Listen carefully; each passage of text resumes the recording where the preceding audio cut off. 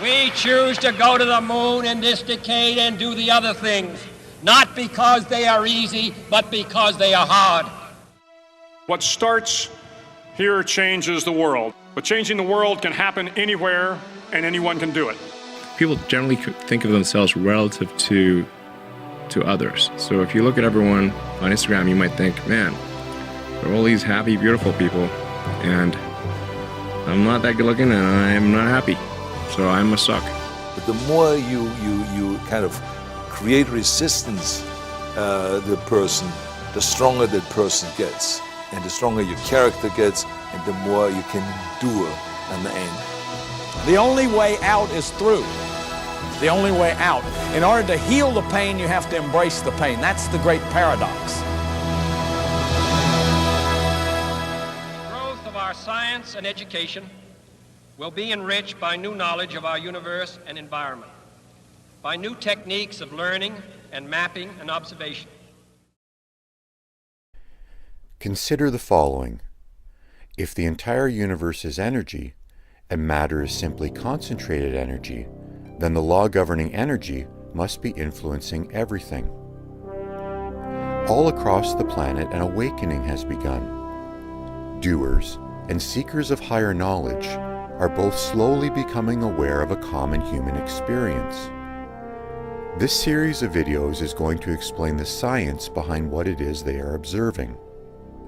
We will do this by listening in on their conversations and explaining how the law of energy applies to what it is they are describing. My mistakes have been my teachers in life. And if you live life in a context where you can never make a mistake, what a terrible way to live. See, that's a life without any grace. What you love is what you give time to. Think about it. What we love is what we give time to. If you want to make a little survey of your love, look at what you give time to. And so when children get no time from parents, and that's what they need from parents, children need time, attention, and direction. When children get no time, then they get it that they're not loved. They're worth less than the parents' time. See, the cover-ups for shame are perfectionism, criticism, blame, righteousness, rage, power. That's the way we act shameless. And when I'm raging and righteous and powerful and criticizing, you have to carry the shame. And preachers do it, and politicians do it, and parents do it, and that's how we're shaming people. And when we shame them, we're killing their souls. I know what you think. We know what you think. You know, poor little kid's going crazy. You don't really feel bad. I know you don't really dislike your brother.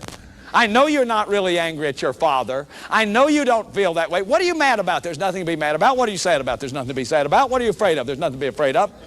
Don't laugh like that. It's not ladylike. You don't really feel sad. Pretty soon that little inner child in you just begins to shrivel, and you become an act and a performance.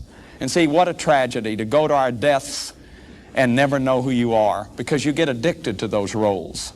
Allow mistakes to happen. Try to make a family a place that isn't so rigid, where there's flexibility and people can change. That's what'll stop the shaming. The only way out is through. The only way out. In order to heal the pain, you have to embrace the pain. That's the great paradox. Although it's something all the religious masters have said.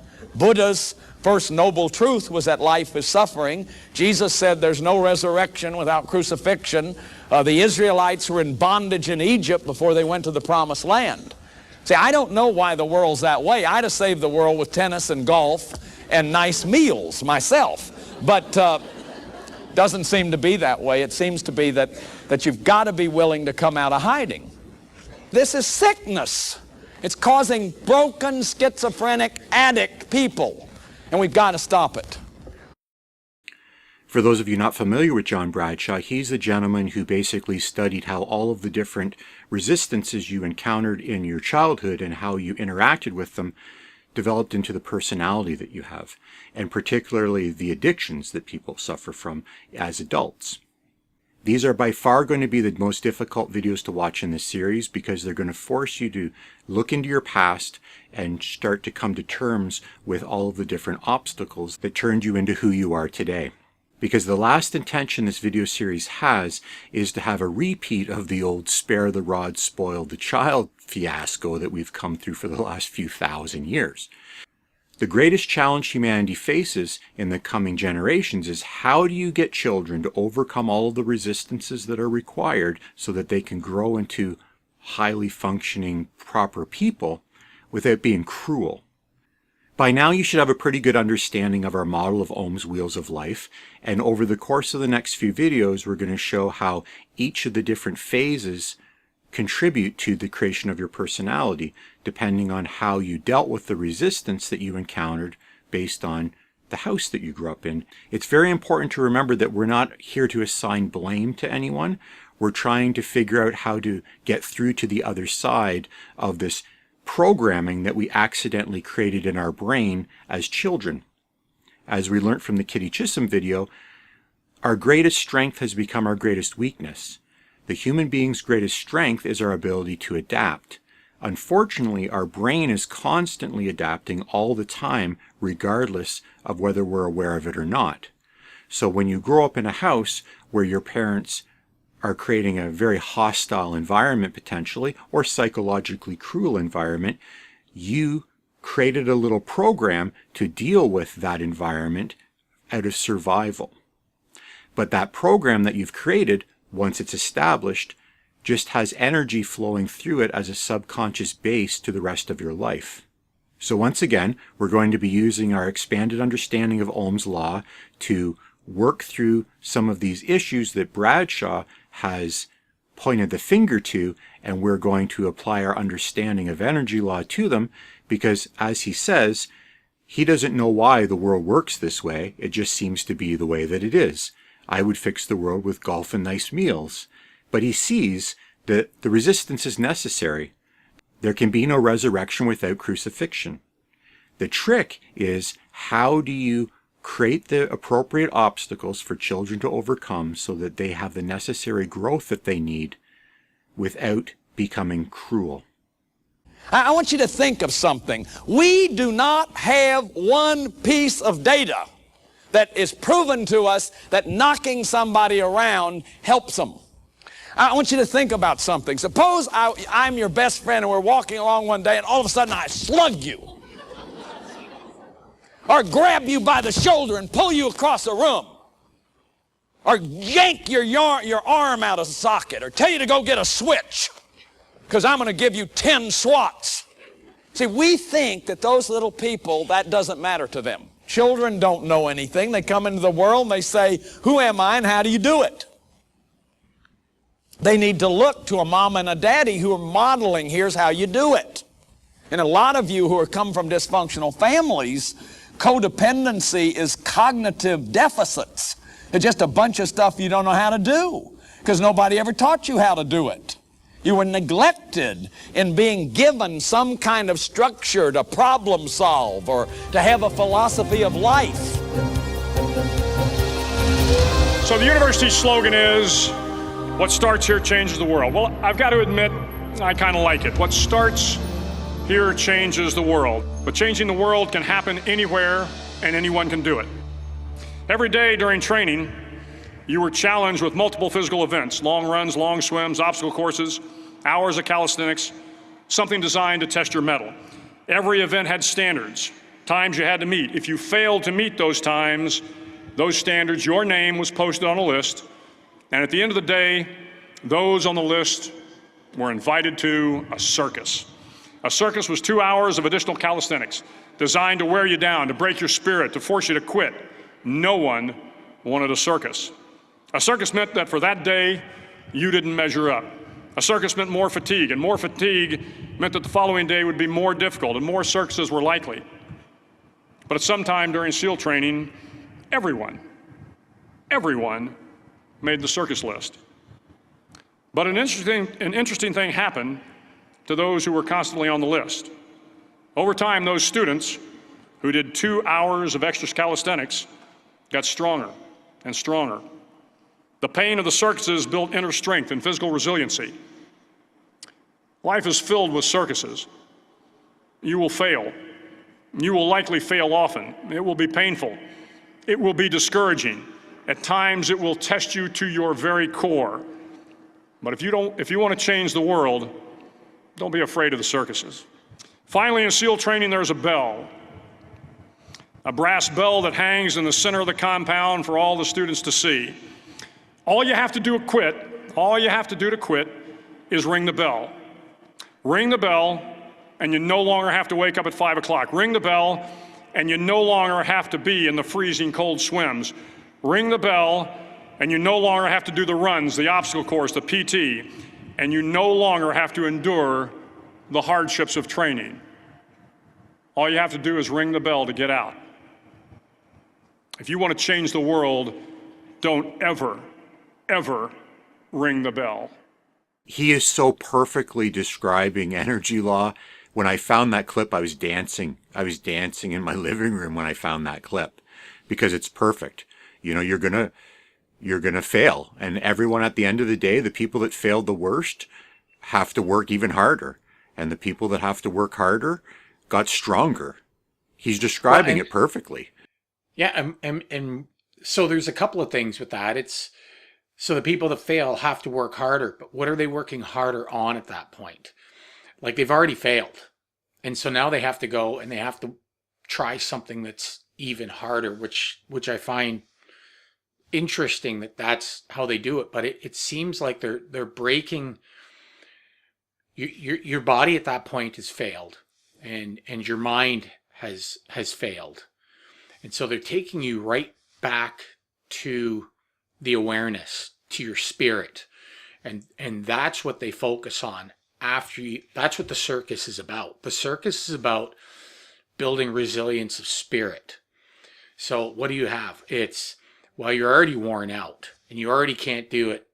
You can't pass the easy test, which I'm sure is not easy, but you can't pass the easy test. And so now we're going to take you and put you into this circuit, which is even harder than the first one. And we're going to present you, and this is where I see the awareness part come in, because the awareness is always about choice. And so what you have is we're going to work you even harder, but we're also going to give you the bell. You have the option to leave. It is your choice. It's choice. That's all they're working on right there. Is you are either going to overcome the resistance or you are not. And that has to come from a choice that is within you. You have to strengthen that awareness to not give up and to keep pushing against that resistance. And so that's given them.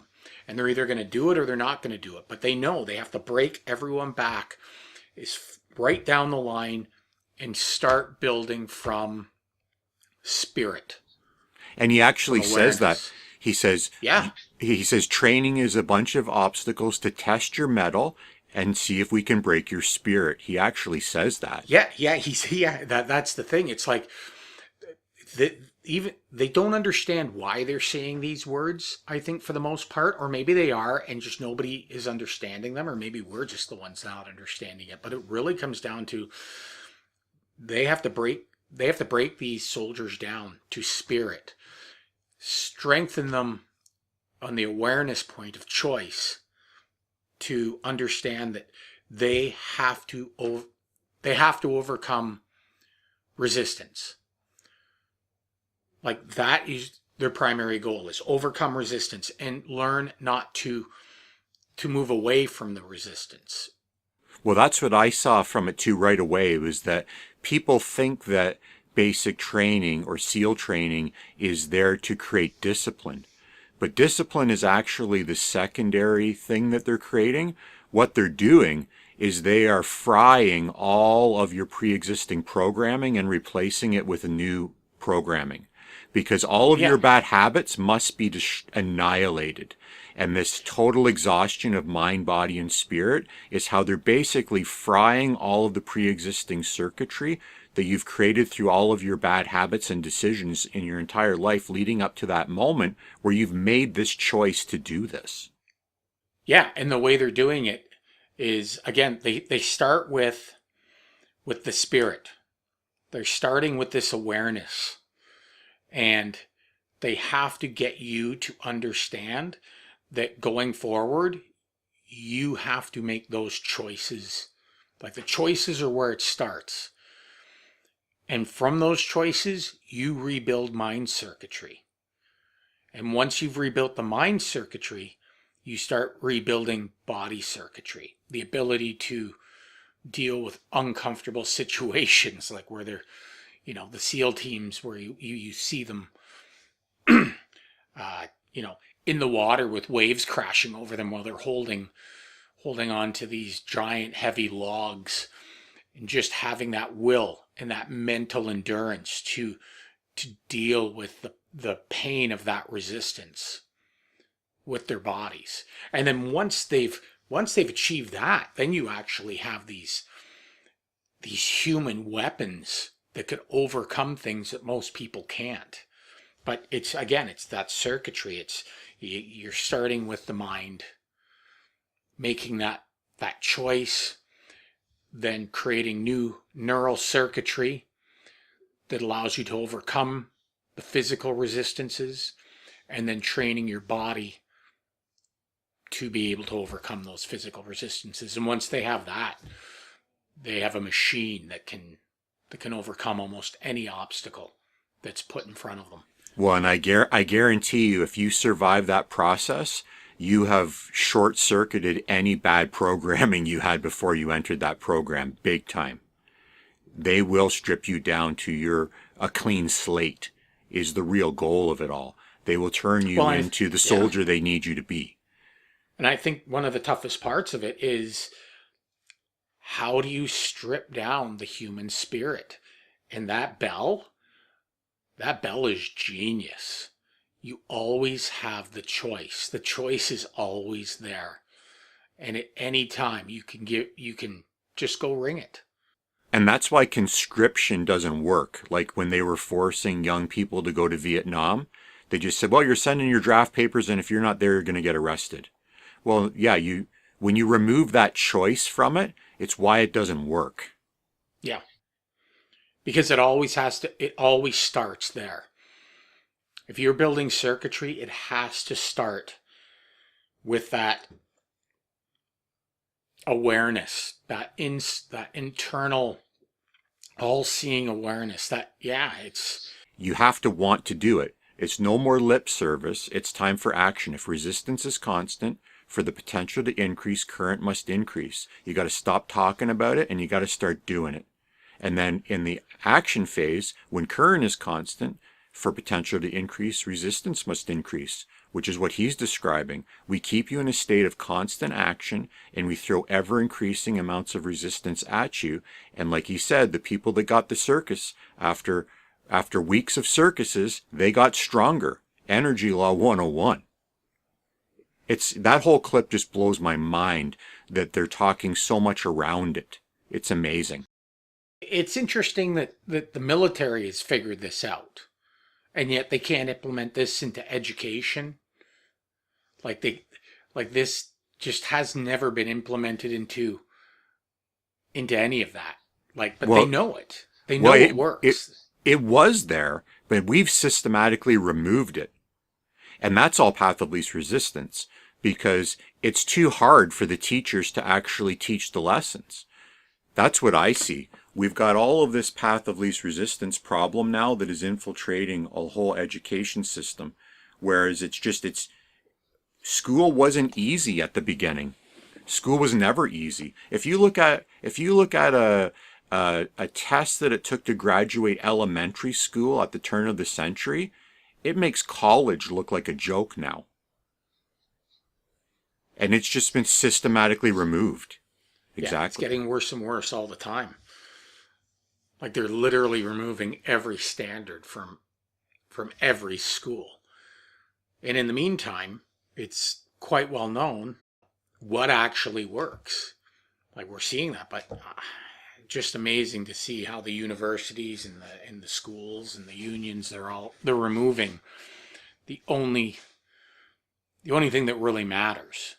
Know that life is not fair and that you will fail often. But if you take some risks, step up when the times are the toughest, face down the bullies, lift up the downtrodden, and never, ever give up, if you do these things, the next generation and the generations that follow will live in a world far better than the one we have today. And what started here will indeed have changed the world for the better. What compulsions are about is survival. We make the best decisions available to us at the time. These are our ego defenses. They are the ways that we survive what are more or less intolerable situations to us. Very early on, this child, this free little child, if you look at this one eating spaghetti here, this little professor figures out, hey, slow down there, little Sammy. We got to adapt, and we got to start controlling our feelings in order to please and literally manipulate these big giants. Very early on, this child begins to adapt. And the adapted part of the child has been called many things. Eric Berne called it automatic pilot or the ventriloquist dummy. It's like there's a voice in your head of parent tapes. If you have a very critical parent, a very judgmental parent, if you grew up with a very judgmental parent, you have judgmental introjects. That is, there are little voices in there that are telling you, sit up straight, you're going to be humpback, or you're not okay, or gosh, some of you just sat up. You see what that voice does? I mean, it's almost like when you hear the voice, you go automatic. Now, that's our mask. That's the mask we put on. That's the act. Or Eric Berne called it the script that we get into and the script that we live. But this little adapted child adapts to survive. It's life and death for this child. So the decisions you made early on in your life with this little professor part of you that could intuit the environment were the decisions that allowed you to survive, but what was left is this free little kid. This little kid that likes to belly laugh and spontaneate and make love and make noise and just be free. That child part of you, that most spontaneous part of you, for a lot of us was left behind. And we adapted in very rigid roles because we had these big, powerful moms and dads whose kid, their own adapted kid, was affecting our adapted kid. And as I told you last week, it's like a 180-pound 5-year-old and a 120-pound 5-year-old raising a 45-pound 3-year-old. If you want to know how we can get in trouble, to me, that chart will really say it to you. That the part of my mother and father that were never developed or were repressed, or their adaptations to survive, how they repressed to survive, their hurt, their pain, they then act out on me. And that's the way that this goes. We have to leave home if we're ever going to grow up, if we're ever going to have boundaries of our own, if we're ever going to be the person we were meant to be. So it's so important to understand how it can happen that we can't grow up, or we can't leave home, or we get caught up in these family systems. We get caught up in these rigid roles. So we don't know what our reality is. So you couldn't be mad, you couldn't be sad, you couldn't be glad. So you become a walking uptight, in control of your body. And do you understand when you put the chemical in there how you get out of control? And you get relaxed for the very first time. You're functional. For the very first time, you're functional. You can function. You can feel your feelings. You can dance. You can talk to girls. You can... I'm alive. I'm alive. So we wonder why those chemicals have such an attraction. Now, a compulsion is basically a mood-altering relationship. And what we know a lot about is alcohol, marijuana, cocaine. See, because the more mood-altering, the more euphoric the reality is, the greater addictive quality it has. That's why cocaine is such a terrible addiction. So it's a massive problem, but listen, it's an emotional illness. Do you hear that? That it is a way to manage emotions for people who can't get to their emotions, because this little kid in us is dead. He's hiding in the closet somewhere. That little freeze child with the spaghetti all over him can't get out unless he's high, unless he's doing something exciting. So the basis of drug addiction is not putting the cork in the bottle. That's behavior modification. That's okay. You got to put the cork in the bottle. You got to put the drugs down. You got to stop doing the drugs. But that doesn't cure the compulsivity. The compulsivity is the alienation from the feelings and the feeling of shame at the core of the person. The person feels inadequate, ashamed. And so you see, and of course the cycles of addiction are, the more I got drunk, the more I did shameful things, because I was dissociated from my shame. I had so much shame, I just got dissociated from it. So people would say to me when I was drinking, don't you have any shame? The answer was no, dissociated from it, long time ago. Don't even feel it anymore. Don't feel nothing, man, until I drink. Then I can feel my feelings. The adaptation he's describing is how we inadvertently create mental circuitry based on the environment we're raised in, and the fact that children have no power. They are completely powerless in that scenario, so they don't have a choice. They don't have the choice of leaving. So because they're trapped in that place, they need to figure out very quickly, what do I need to do to lower the resistance? Because if you have an incredibly abusive parent, you're going to not want that abuse to continue. So in a way, you end up becoming an enabler of the person's behavior, because you don't have a choice but to, well, if daddy's mad and I do this, then daddy stops being mad and I don't get the buckle under the belt anymore. And then eventually, as he's describing, this adaptation that you create out of survival becomes an automatic response that you carry on with you out into the rest of the world, and it's terrifying. Well, it's a neural trap that seems to develop in our brains, where, you know, our brains are adapting constantly, which I think is something that we all need to be aware of, that there is no escaping action in your life and decisions. There are always consequences in terms of what is going on with the adaptive neural circuitry in your brain.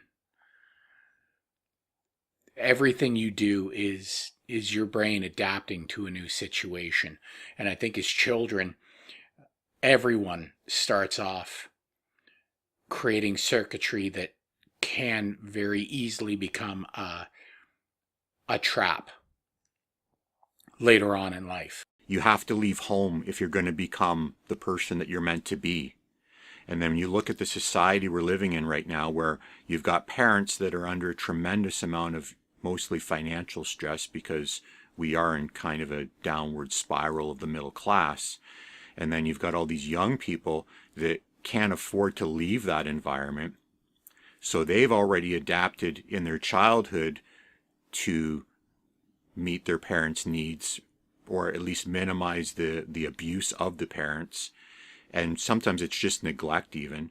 And now we've got a societal situation where so many young people are staying at home until, in some cases, they're 30.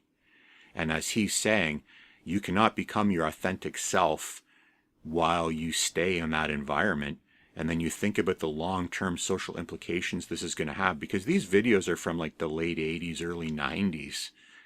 And he had no clue what was coming. Something I was thinking about in the last couple of weeks. I mean, my mom was born in 1950. And I was born in 1970, 20 years later, which seems to be pretty typical throughout, you know, the last 100 years or so. That seems to be a fairly typical, you know, age gap between mother and first child. And then my first child came in 94. So still fairly close. So 1950, 1970, 1994. So a little bit longer, but still just after 20 years. And my son is 30 now and no children. Living on his own, but no children. And, has to do a lot with the economy and just not being able to, at this point in Canada, afford to, have a home, and just does not feel secure enough yet to start his family. So you're like, wow, like, these are big implications here. Yeah, and then they wonder why we have a population crisis, right? He's at least out on his own, and he's 30, but he is living on his own and making his way and doing his best to build his life. There are many out there in their 30s that are still living in their parents' basements and could be there forever. Could be there from their 40s and 50s, and the transition just occurs where the parents stop taking care of the kids and the kids start taking care of the parents, but they never really are able to break out on their own. And the long-term social implications of that, because the children, when it comes time to transition into caregivers for their parents, they don't have any experience in any of it because they've had this prolonged adolescence that, from their late teens to their 50s in some cases, where what resistances have they overcome to be able to qualify them to take care of their parents in any way anyway? It's interesting how life sort of gets us at the beginning, because at the beginning we're very unaware of what's going on, and the environment shapes us completely. All of us start off in that kind of a situation where we're children, we're doing the best we can, and the environment is influencing how our neural circuitry is being established. And then at a certain point, if we're lucky, we're able to get control of that circuitry and start to shape it with just the awareness and bring it under control. For those of us that we're lucky enough to be able to do that. You can begin to control your environment instead of having your environment control you. And your circuitry, you can start to, with your awareness, control your circuitry, build your circuitry to control your environment. The resistance I had as a child was a very non-traditional one because I wasn't raised in an abusive household. The resistance I had was that I was raised in isolation. Other than the time that I spent going to school, all of the other hours of the day, I was in the country with just my family, my two sisters, and there were no other children to force me into a social position. The kids you play with after school kind of forces you into a position in a hierarchy, but I never had that. So then when I moved into the town around the age of 13, I didn't have any of that social interaction programming, so I became completely isolated, and I just retreated into myself until I discovered alcohol, which was a wonderful day.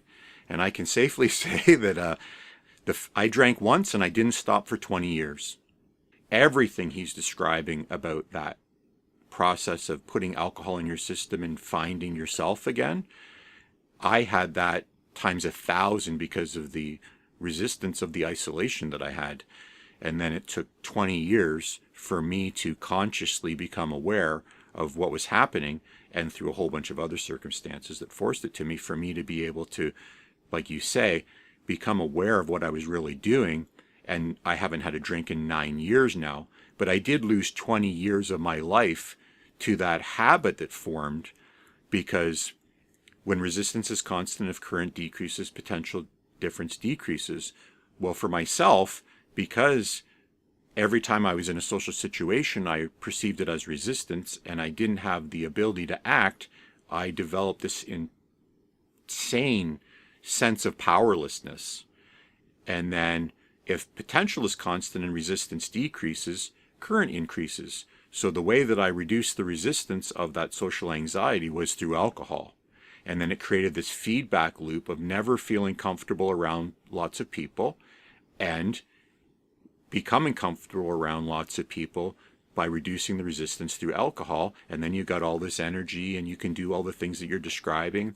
And it is a hell of a trap, because we are a society in North America, for the most part, of functional alcoholics. Alcohol is the one thing that is not only acceptable, it is completely encouraged.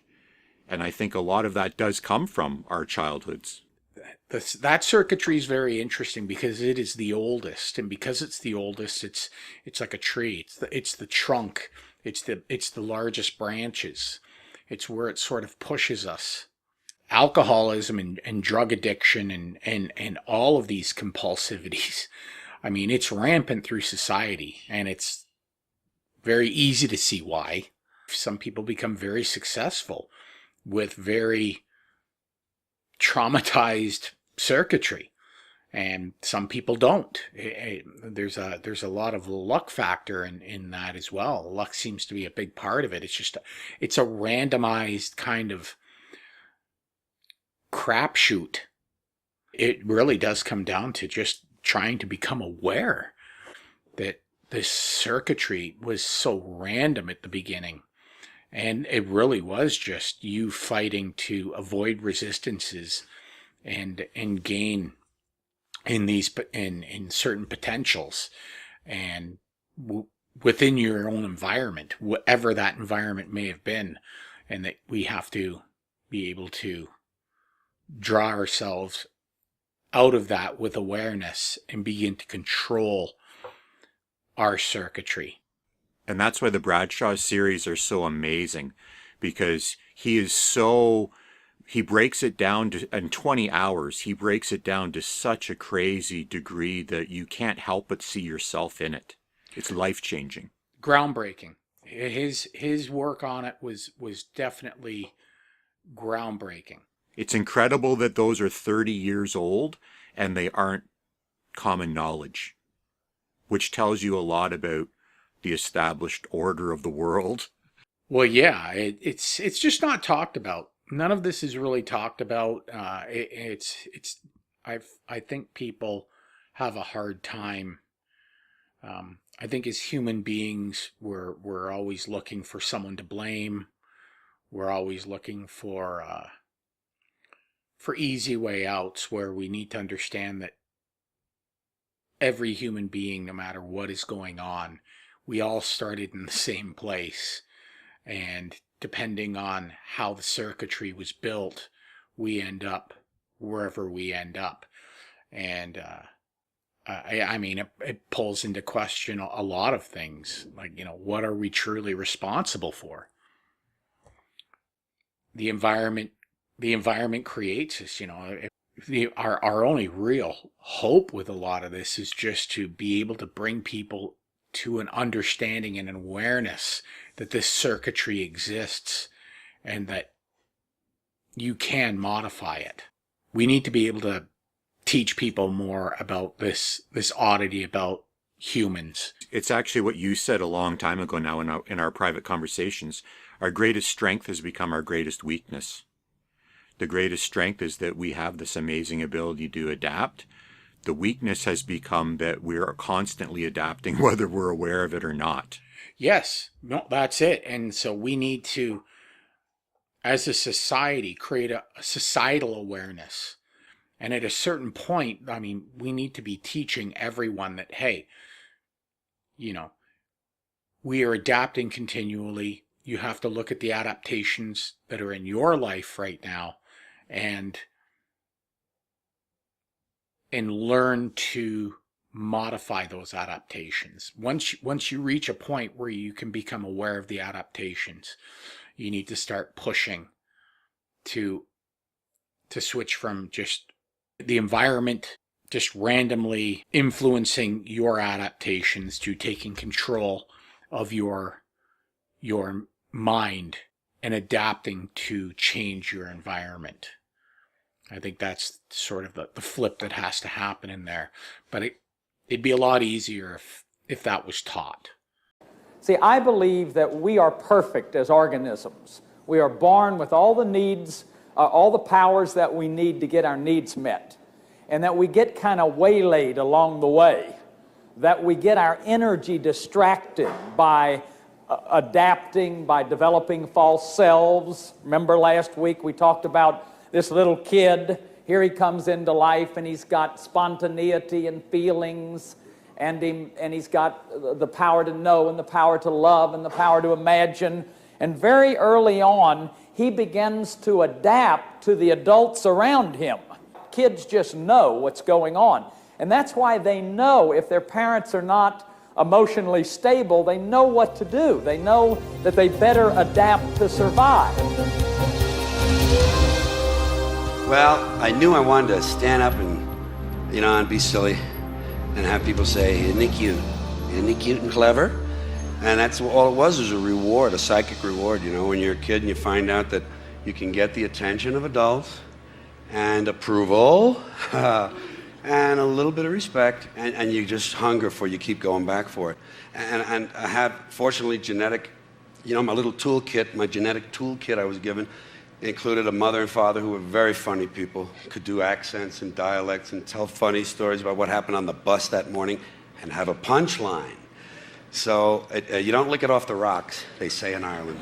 So I thank my grandmother's milkman, actually, which might have had, you never know where these things come from. No, you can never tell. My mother cared a lot about language, and my father was a champion public speaker of 1935. He won the Mahogany Gavel over 800 other public speakers from the Dale Carnegie Public Speaking Institute, and he was great. I never knew him either. Wow, that's something.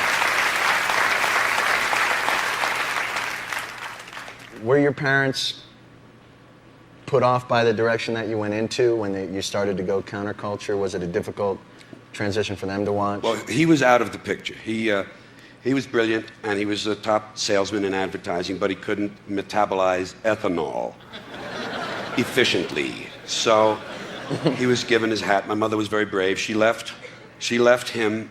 I was 2 months old, and my brother was 5 years, and she left down a fire escape. So he was gone. My mother was very kind of controlling, wanted to control my life, and was heartbroken when I began with the dirty language and the awful stuff he says about business. She was an advertising executive secretary, loved the business world, thought it was just the finest thing that ever happened. And the nuns, she would see the nuns in the street and they would say, "Oh, we saw George on the Tonight Show." And she, being a bit of an actress, she would say, "Oh, it's the awful language, sister, the awful language." And one of them said to her, No, you don't understand. He's using it for other purposes. He's not just doing it for that. It's kind of like part of what he does. Don't you understand? It's this and that and so forth. So she said, oh. And from that day on, she was okay with it because the church had approved it. So that was that. That's how that worked. People who deal in content that's on the edge as you do oftentimes live a life that's similarly on an edge. Mm-hmm. And a lot of those people go off the rails. Yeah. And we lose them and their talent. And you've been able to not do that and been able to pull it back in and... Another luck stroke. You got to have luck in this world. Part of it's your genetic makeup, that's luck. And then what you do with it is also partly genetic, because hard work is genetic. The desire to do hard work, the willingness to work hard and be determined and not be turned aside, that's all genetic too. It can be altered a little and reinforced, but some of the people who had so much edgy promise, they died young. There's a degree of luck and intellect involved in giving up things that hurt you. The drug and alcohol thing, it seems to me, comes down to this. Drugs and these things are wonderful. They're wonderful when you try them first. They're not around for all these millennia for no reason. First time, mostly pleasure, very little pain, maybe a hangover.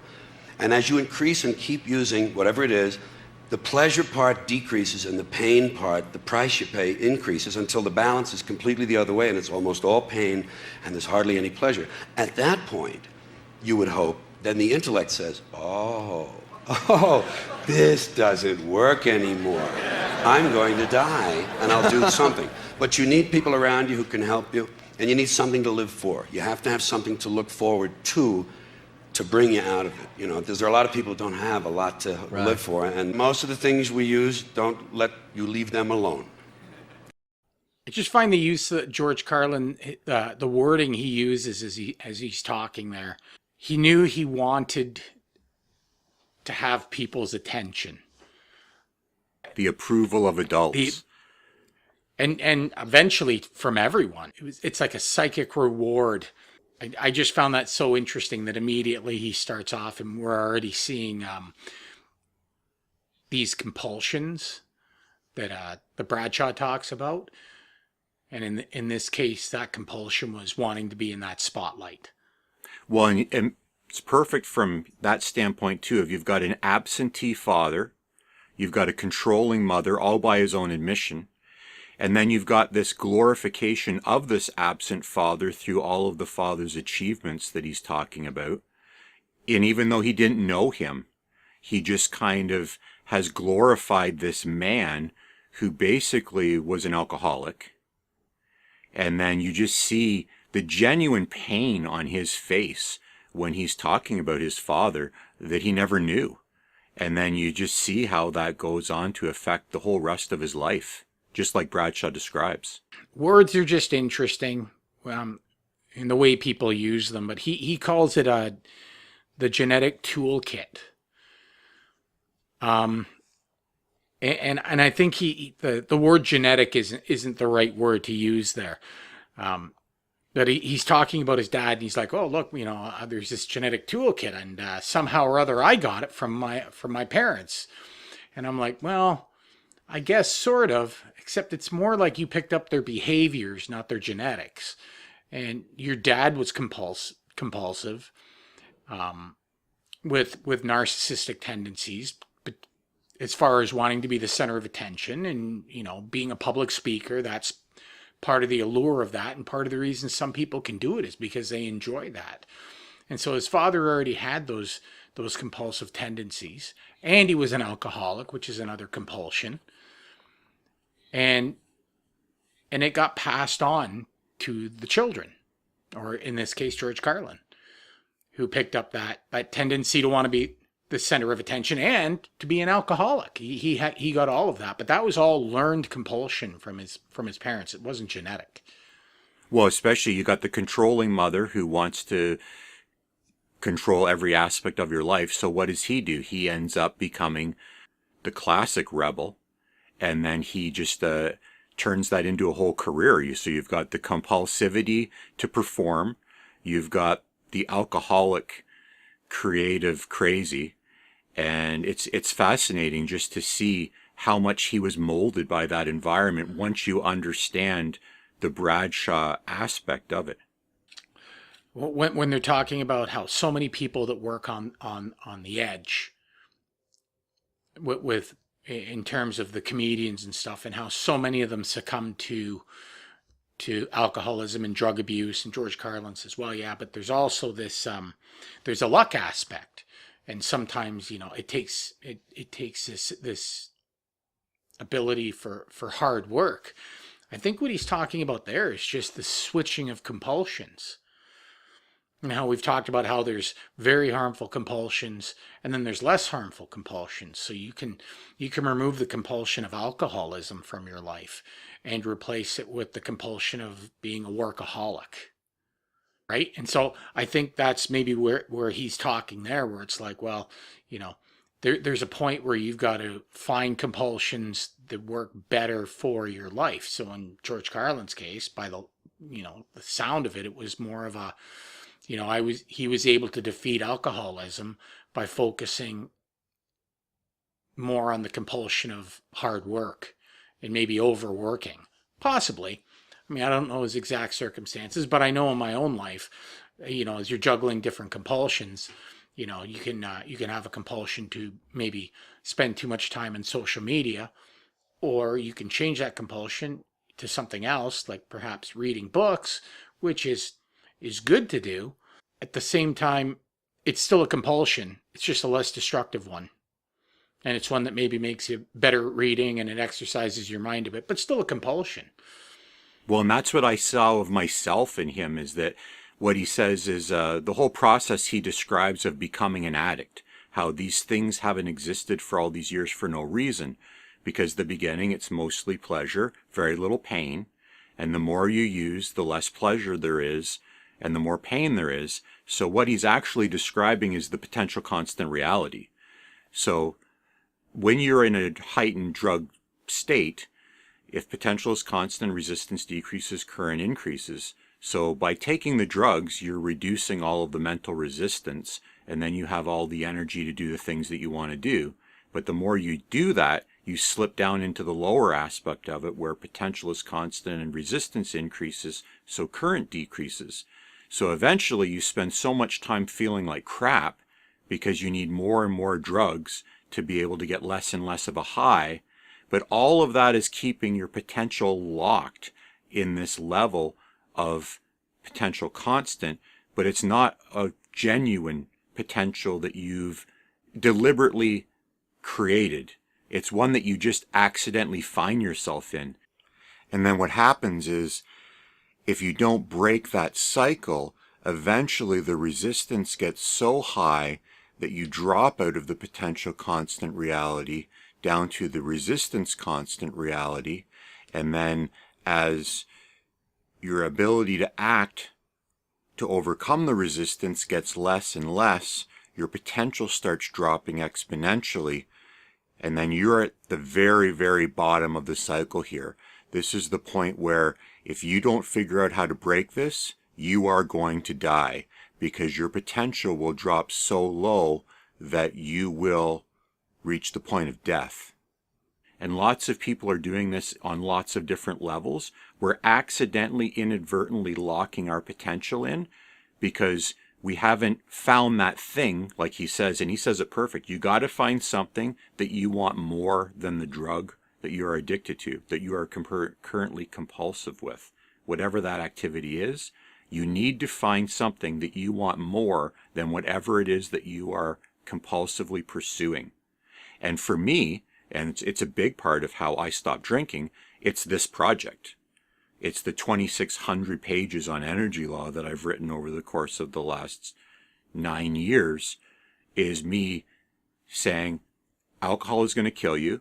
It's destroyed every aspect of your life, but you have this thing, and luckily for me, I found it. I had this idea that if everything is energy, then energy law must be affecting everything, and I poured all of that compulsive energy that was going into drinking into this project in the writing aspect of it. And now that I've beaten the alcohol component of my life, and I've stopped the compulsive writing of it too, now we're moving into the presenting phase, and now I am going to just as compulsively do this. Well, and it's very interesting that the compulsion aspect, and I'm not sure yet, and I'm sure we go on with watching more of Bradshaw, we're going to understand more of that. But it's the idea that are all compulsions bad, or are some, like, there's definitely some that are worse than others. For sure. The drug abuse, alcoholism, definitely those are going to destroy your life.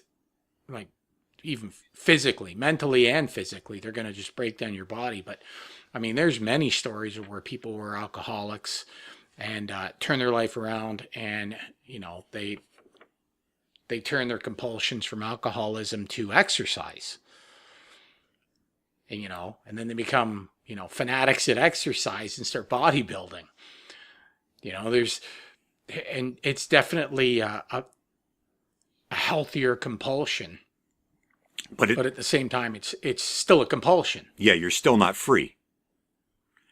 Yeah, it's interesting, and I think that it's more rampant an issue than what we might think. I think as Carlin was talking about how many people are struggling with this kind of stuff in the world. Yeah, and they just don't have something to live for, and that's why we're seeing tent cities all over the country right now of people that have just given up. Because when you make and the compulsion, and their compulsions have destroyed them. When you make the parameters for starting the game so high that the average person doesn't even know where to start, then they're naturally going to feel a sense of shame and worthlessness. And then you're just going to see this is what happens. You got a whole generation of young people that are ODing on fentanyl, because why would you take a job working the deep fryer at McDonald's when you're never going to earn enough to live? And nobody's giving any real answers on how to face that.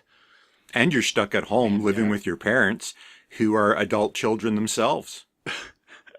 Dealing with their own trauma and compulsions. And then it just trickles through all of society. Yeah, and gets worse and worse generation after generation. Years ago, I remember watching that clip, and it really resonated with me, him saying that if you are suffering with addiction right now, the thing you need to do more than anything else is find something that you want more than whatever it is you are compulsively trying to consume.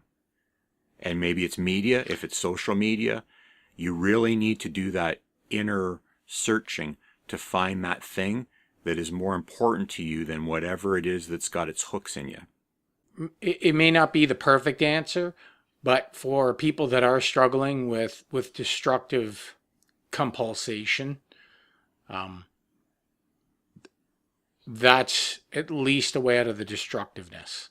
It may not be a way out of the compulsive behavior that, underlying there's some kind of a deep emotional pain you're dealing with, but at least it's a way to get out of the destructive compulsions and into one that's less destructive. And some compulsions are actually can be quite profitable, as George Carlin has shown. Some of his compulsions have led him to be one of the world's greatest comedians of all time. I found this amazing short film called Nuggets, and it perfectly illustrates without any words whatsoever exactly what Carlin was describing about the process of becoming an addict. How there's this thing that you know is out there that you're curious about, that eventually you try, and you get this great high, and then how it slowly starts manipulating you into the point where it goes from all of the energy of the excitement of the high to all of the resistance of the addiction to the high, that is perfectly visualizing exactly what Carlin described in the video.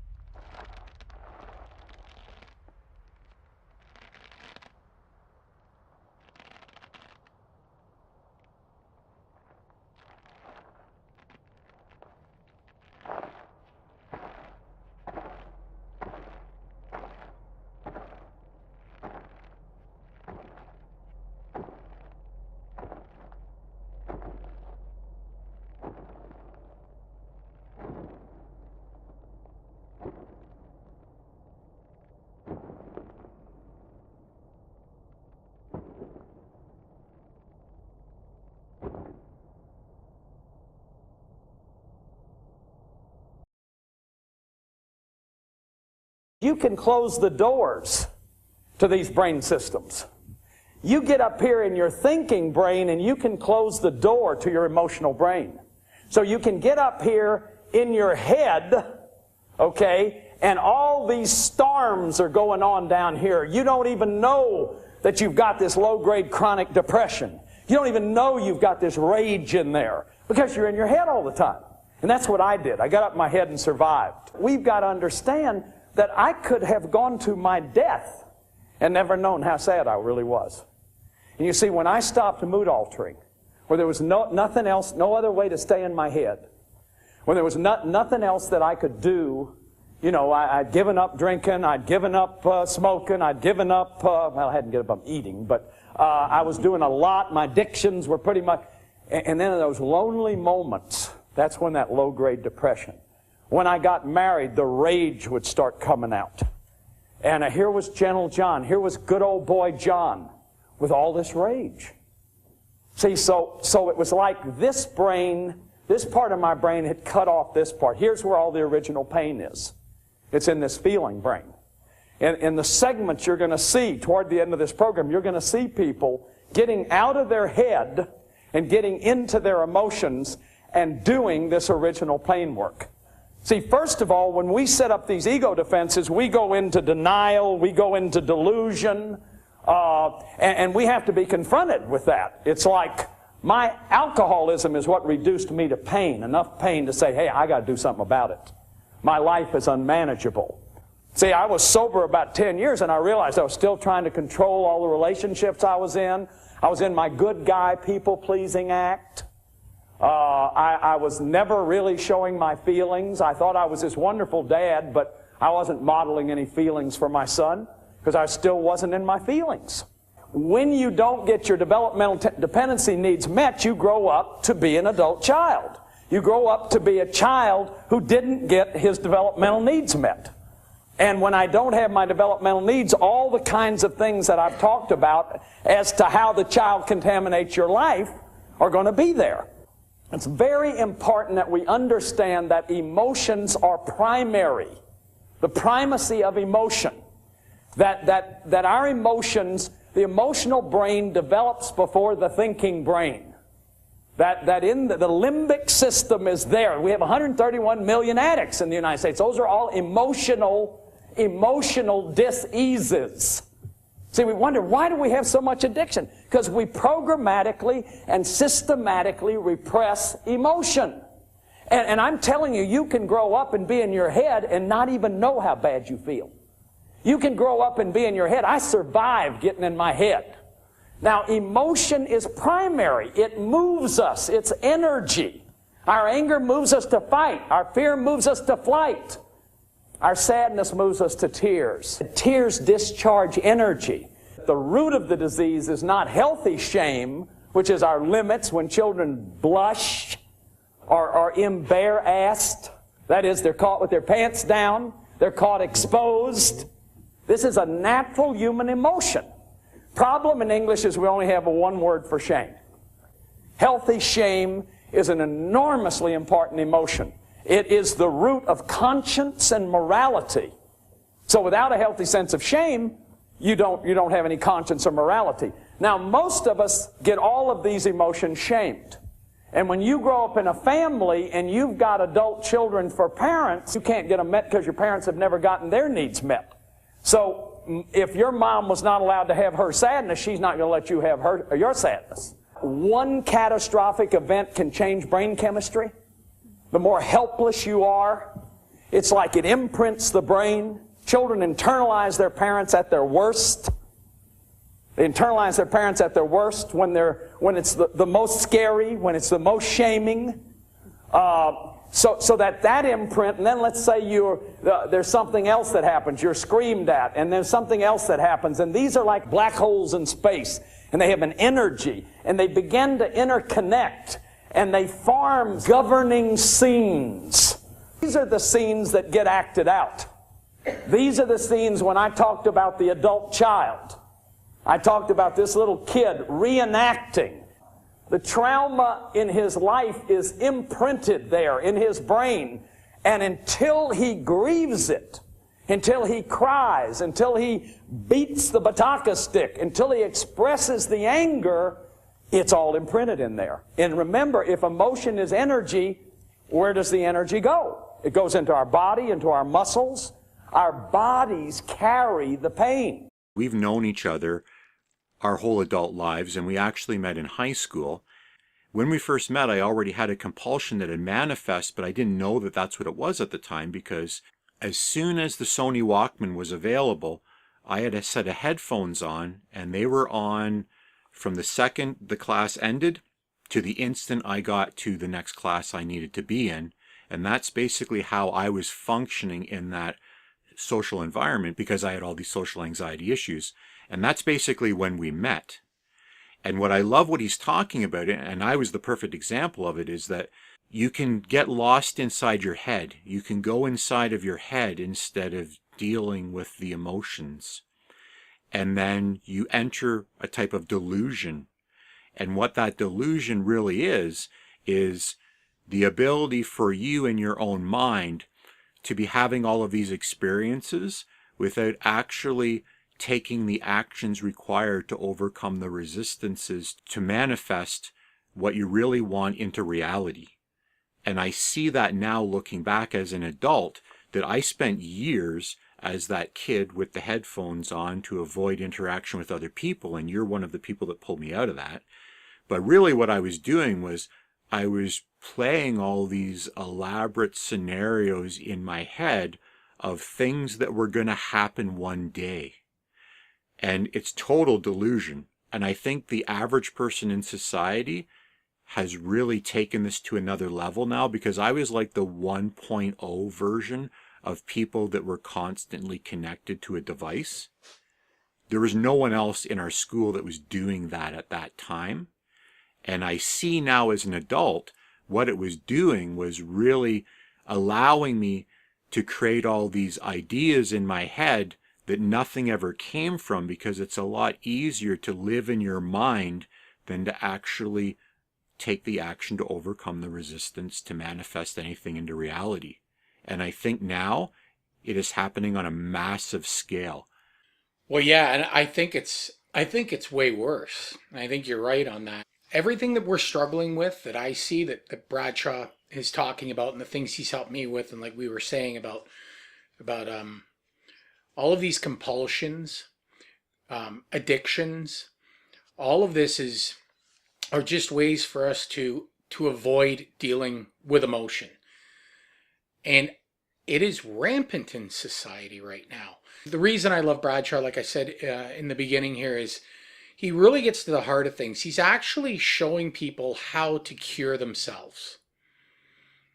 And it wasn't that I stopped smoking because I focused on smoking. Smoking was just a symptom. It seems like our world is more focused on treatment of symptoms than they are on finding an actual cure. If you're a doctor and your business is patients, and you cure all your patients, you don't have patients anymore. So it's not a great business strategy. And I think that might be why Bradshaw is so obscure as well, is because he actually did offer a cure. And I don't think many people adopted his approach. And he manages to bypass the symptoms and go, here's the actual problem. Here's where the problem is. And if you just try to tackle that aspect of it, just the trauma-based aspect, and being able to look inside yourself at the emotional side and find that trauma. If you can do that, all the addictive compulsive behaviors, they might not disappear overnight, but they weaken substantially. 2 weeks before COVID hit, someone had uploaded all of these to YouTube, and I found them, and I'd been checking YouTube for them for decades. As soon as YouTube existed, I was looking for this stuff because I couldn't find it anywhere. And then just by a miracle, it all showed up at the exact moment that we were all sent home.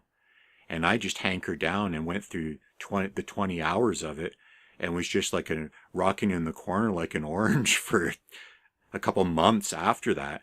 Because if you really can focus on what he's showing you to do, it absolutely does work.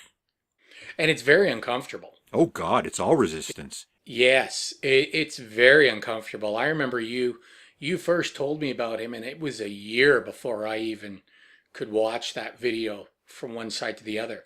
And I have no problem reading, reading a book on how to stop addiction, but watching his information, wow, it was tough, but it actually helped. Oh, I'm a completely different person. 2 years into having gone through those lectures, I am a completely transformed person. And I didn't even take anything official. That's just from me watching the lectures. I never enrolled in any program to actually get treatment.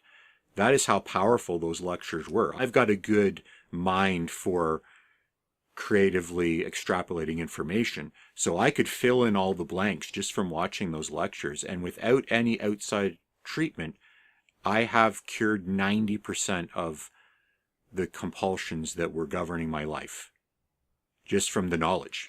That's just a big part of it sometimes, is just being shown or being told where the actual issue is. You know, most people never even get that chance to realize, why they have the compulsions. It's just compulsions are bad and you need to do something about it.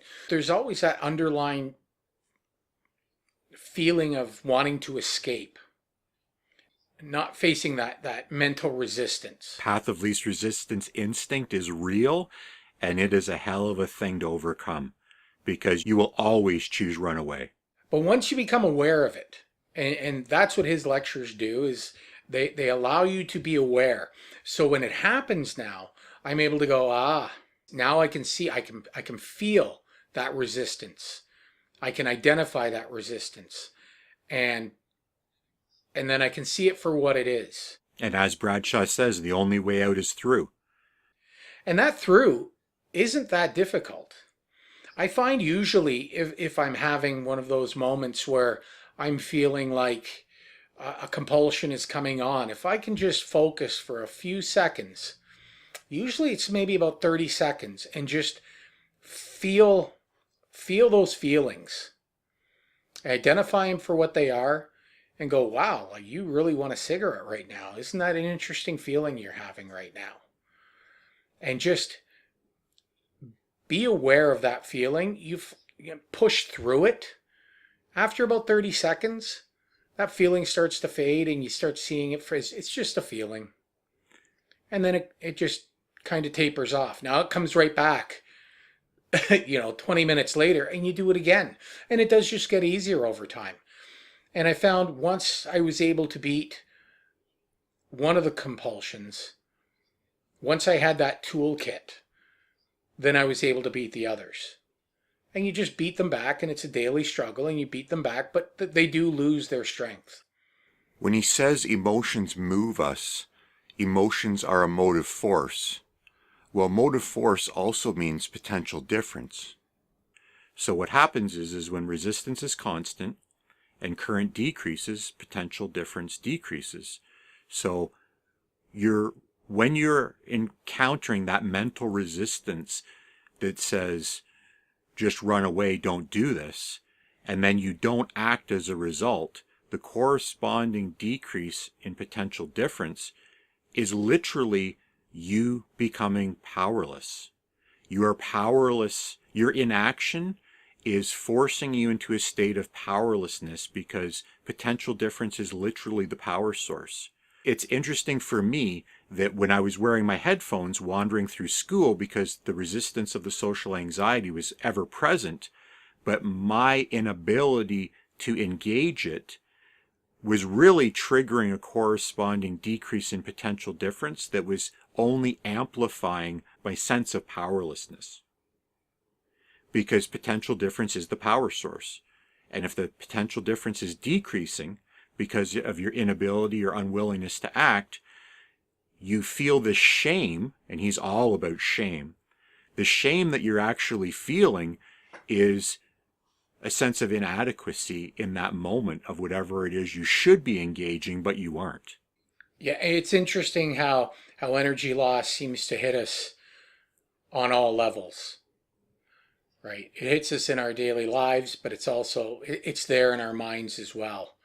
It's just it's prevalent on all levels, you know, our mental levels as well as our physical levels.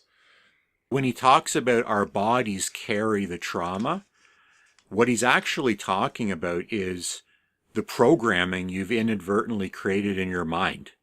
Because if your brain is constantly adapting to the environment around you, and whatever action you do take to usually just reduce the resistance instead of overcome it, we modify ourselves to just usually, as children, we're not strong enough to overpower our parents. So the only thing we can really do is minimize the resistance. So when we're minimizing the resistance and we start creating what he calls governing scenes, these governing scenes that he's talking about are the traumatic event that triggered your action that has eventually become amplified through the replaying of these scenes. And then eventually that's how your habits are forming. So you did something and you got punished for it, and then you did something else to avoid being punished next time. What he's really describing is the building of the mental circuitry in your head. He knows that the body is holding the energy somehow, but what we know now, like 30 years later, is where the energy is really doing the most damage is through the circuitry that is being created in your mind through the repetition of the action of, usually as a child, avoiding the resistance, getting away from the resistance. So even in the action constant reality, if current is constant and resistance decreases, potential difference decreases. So if the only action you can take is to get away from the problem, reduce the resistance by getting away from the problem, there's always a corresponding decrease in potential difference in that scenario as well. And that decreasing potential difference, once again, ends up being translated as a sense of powerlessness. So I guess in a sense, as we practice some of the things Bradshaw's telling us to, we may actually be building new circuitry to help release that energy, that negative energy. Exactly, because energy will always flow through the path of least resistance. Well, what's the path of least resistance? It's the pre-existing circuitry you've already created. So you need to create a parallel circuit to the one that's already working, and then eventually as that one becomes stronger, there will be less energy to run through the original governing scene habit pattern that you've established completely through chance. And the more you practice it, the stronger that new circuit becomes. And the weaker the old one becomes, as long as you don't continue in those habits. It's amazing. I think it can happen pretty quick, too. It did in my case. But it's interesting. It's interesting how that part of it works. And again, it's just a different way to approach this. And when you first start watching it, at first you're kind of like, I don't understand how this relates to me, because he's talking about trauma. But then you start to realize that is the reason for all of the behavioral issues you're experiencing. And most people, when I give it to them, they have a hard time with it. To anyone out there, I don't know anyone that can watch more than 2 hours of that and not immediately see themselves in what he is talking about. I think everyone at some point in their life has experienced trauma, whether it was through their parents or through school, adolescence. There are trauma circuits being formed in everyone's head. And once we can understand that and we can see that those circuits are not beneficial and we can start focusing on building new circuits, I think that's when we start to see the greatest changes. And it's just a different way of looking at it. It seems that everybody seems to be kind of trying to battle against entrenched circuitry in their brains. And that's why I think so many people fail with beating their addictions, where it's more about, no, you've got to create the new circuits, and you've got to be able to push through that pain that you're going to experience as you're sitting there uncomfortable and feeling that sense of a depression or just an irritation and aggravation. That's you pushing that energy through that new circuit. And you have to give it time, and it does work its way out. Yeah, it's amazing. Once you become aware that the anxiety you're feeling by engaging the resistance is literally just new circuitry developing in your brain. That pressure that you feel every time you engage the problem is not a psychological response. It's a physiological response to the new circuitry being created. You sense it as an emotional event, but really what it is you growing the circuit that is going to overcome the one that is actually holding you back. I remember you first introduced me to him a couple of years ago, and wow, absolutely changed my life. And you've actually done a lot in the last year by applying a lot of the lessons as far as observing the compulsions in yourself. And I don't mind saying it real quick, like you've lost like what, 90 pounds? Yeah, something like that. You've quit smoking and drinking. What other things have you got checked off your compulsive list? I mean, those are the main ones. And you know, it's a slow process. It's a slow process. But I will say Bradshaw is interesting because everybody seems to be focused on symptoms and just doing some mend on a symptom, where he just cuts through right to the truth and goes, nah, you know what the problem is? It's trauma. And all of this, if you can fix this stuff in your mind, all of these other things just become easy to deal with.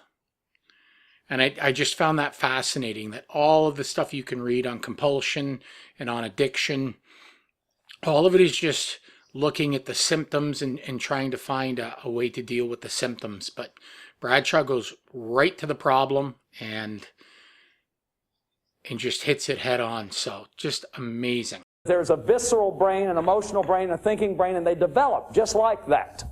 So that this brain, this emotional brain, develops before the thinking brain, meaning that thinking comes out of feeling and not the other way around.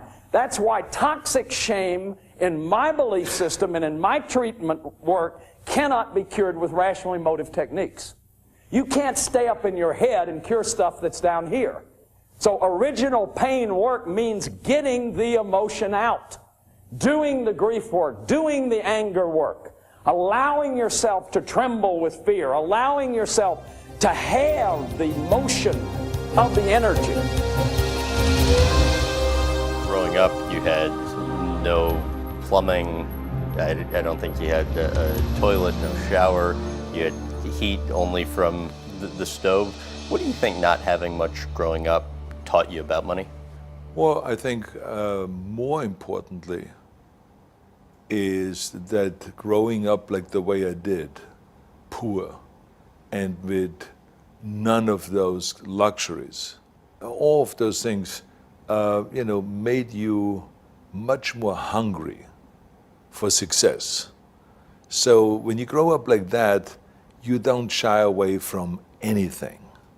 I mean, working to me was kind of like never, oh my God, I have to work. I loved working. If it was in bodybuilding or making an endorsement here or an investment in an apartment building or starting a mail order business or getting into movies or doing this or doing that, it's like, wow, this is really amazing. But it took a lot of hard work, but I never shied away from work. And I think that my hunger and my desire and my fire in the belly, and that nothing could stop me, I think that comes from growing up the way I did. Whether directly or indirectly, what do you think your father taught you about work ethic? Well, my father was kind of like, a plus and a minus. It's one of those things that my father really contributed a lot to my hunger. And my father contributed for me to wanting to get away from Austria and to get away from home. Because, they were not like, come on, Arnold, stay. You can stay as long as you want. No, with 15, I already had to pay to live at home. I mean, I made 300 shilling a month as an apprentice, and 100 shilling I had to give my parents so I could get the food. I mean, not that the food was not worth much more than 100 shilling, but they made me contribute, and I hated that. I said to myself, this is uncalled for, because my friends didn't have to do that. You know, so it was that kind of a thing. So I said, I'm going to get away as fast as I can. I will show you guys. So it gave me the motivation to just leave and get out of there. You wrote, I mean, I read your book and it was great. You made a pointed comment about your dad in your book. You said, quote, every time he hit me, every time he said my weight training was garbage, that I should do something useful and go out and chop wood. Every time he disapproved of me or embarrassed me, it put fuel on the fire in my belly. That's right. Why? It was that upbringing. So this is why I said there's the plus and then the minus. So the minus was the immediate effect that it had, that I felt like there was never really a compliment. There was never really, Arnold, you did well on this. There was never, kind of like, where he was supportive of my weight training or supportive of my ideas or of my craziness or of my dreams or anything like that. It was always kind of like, you can do better. So it was always kind of that, there was every so often was a compliment, but this was not all negative. But I tell you, the majority of times it was negative. And so the reason why I say that there is a plus and minus, because there was the minus, but the positive is that is what gave me the fire in the belly. So the more you kind of create resistance, the person, the stronger that person gets, and the stronger your character gets, and the more you can endure an end. So for that, I thank the world of what my father did. But I don't think that was maybe the intentions. He was just that he was always kind of a tough guy. He meant so well, and he meant to push me and to make me better in athletics and to make me better in school and to make me better as a person and to always talk about being useful and don't waste your time on just looking at yourself in the mirror in a bodybuilding gym. So he meant well, but the way it came out, the immediate effect was quite different. As a bodybuilder, he should be very familiar with resistance training, and it is interesting how in the clip he does make that equation. Oh, it was the first thing that came to my mind. I mean, his story is fascinating. I didn't know any of that stuff about him, but I thought right away, as soon as I watched it, I'm like, well, this is someone who's figured it out because he's done resistance training. And any bodybuilder knows the only way that you become a top bodybuilder is to encounter resistance all of the time, intentionally encounter resistance with your physical resistance, and how encountering that builds your body into what he ended up doing, which was just, total insanity. A global sensation, total insanity, global sensation, but a lot of hard work. A lot of butting up against that resistance. This is where it's so important to understand energy law, is because even Arnold, he gets it, but a lot of what he gets, it's all unintentional. He talks about his father and he's like, my father made me pay rent and I hated it. And I'm like, yeah, and his father probably did it unintentionally. His father is probably just doing it like, hey, I'm getting some money off this guy because, we're struggling here. But the unintended consequence from that actually turned out good for him, because it was added resistance, and it started teaching him about money, and it started teaching him that he needed to push forward.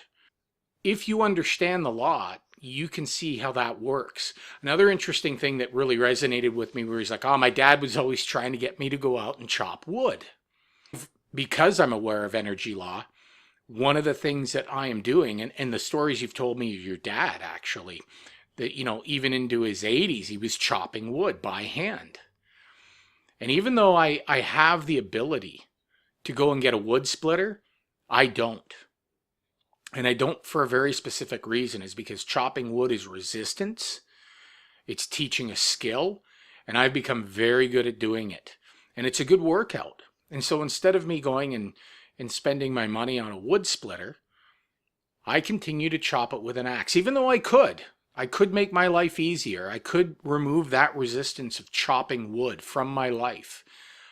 I'm not doing it, because I understand the value of that added resistance. It's building muscle, it's building skill and splitting. It makes me more resilient. I just find now that I understand energy law more, that seems to be coming out more in me, is that it's important to always maintain a healthy level of resistance in your life. Well, and I think this is one of the biggest challenges, especially with this clip, is that he clearly was in an abusive household. They talk about how every time my father hit me, it was the fire in my belly. And I think that's one of the biggest challenges we have here, is that you see someone like Arnold Schwarzenegger, hugely successful, but he is an outlier as well. The average person isn't as driven by the abusive environment as Arnold was.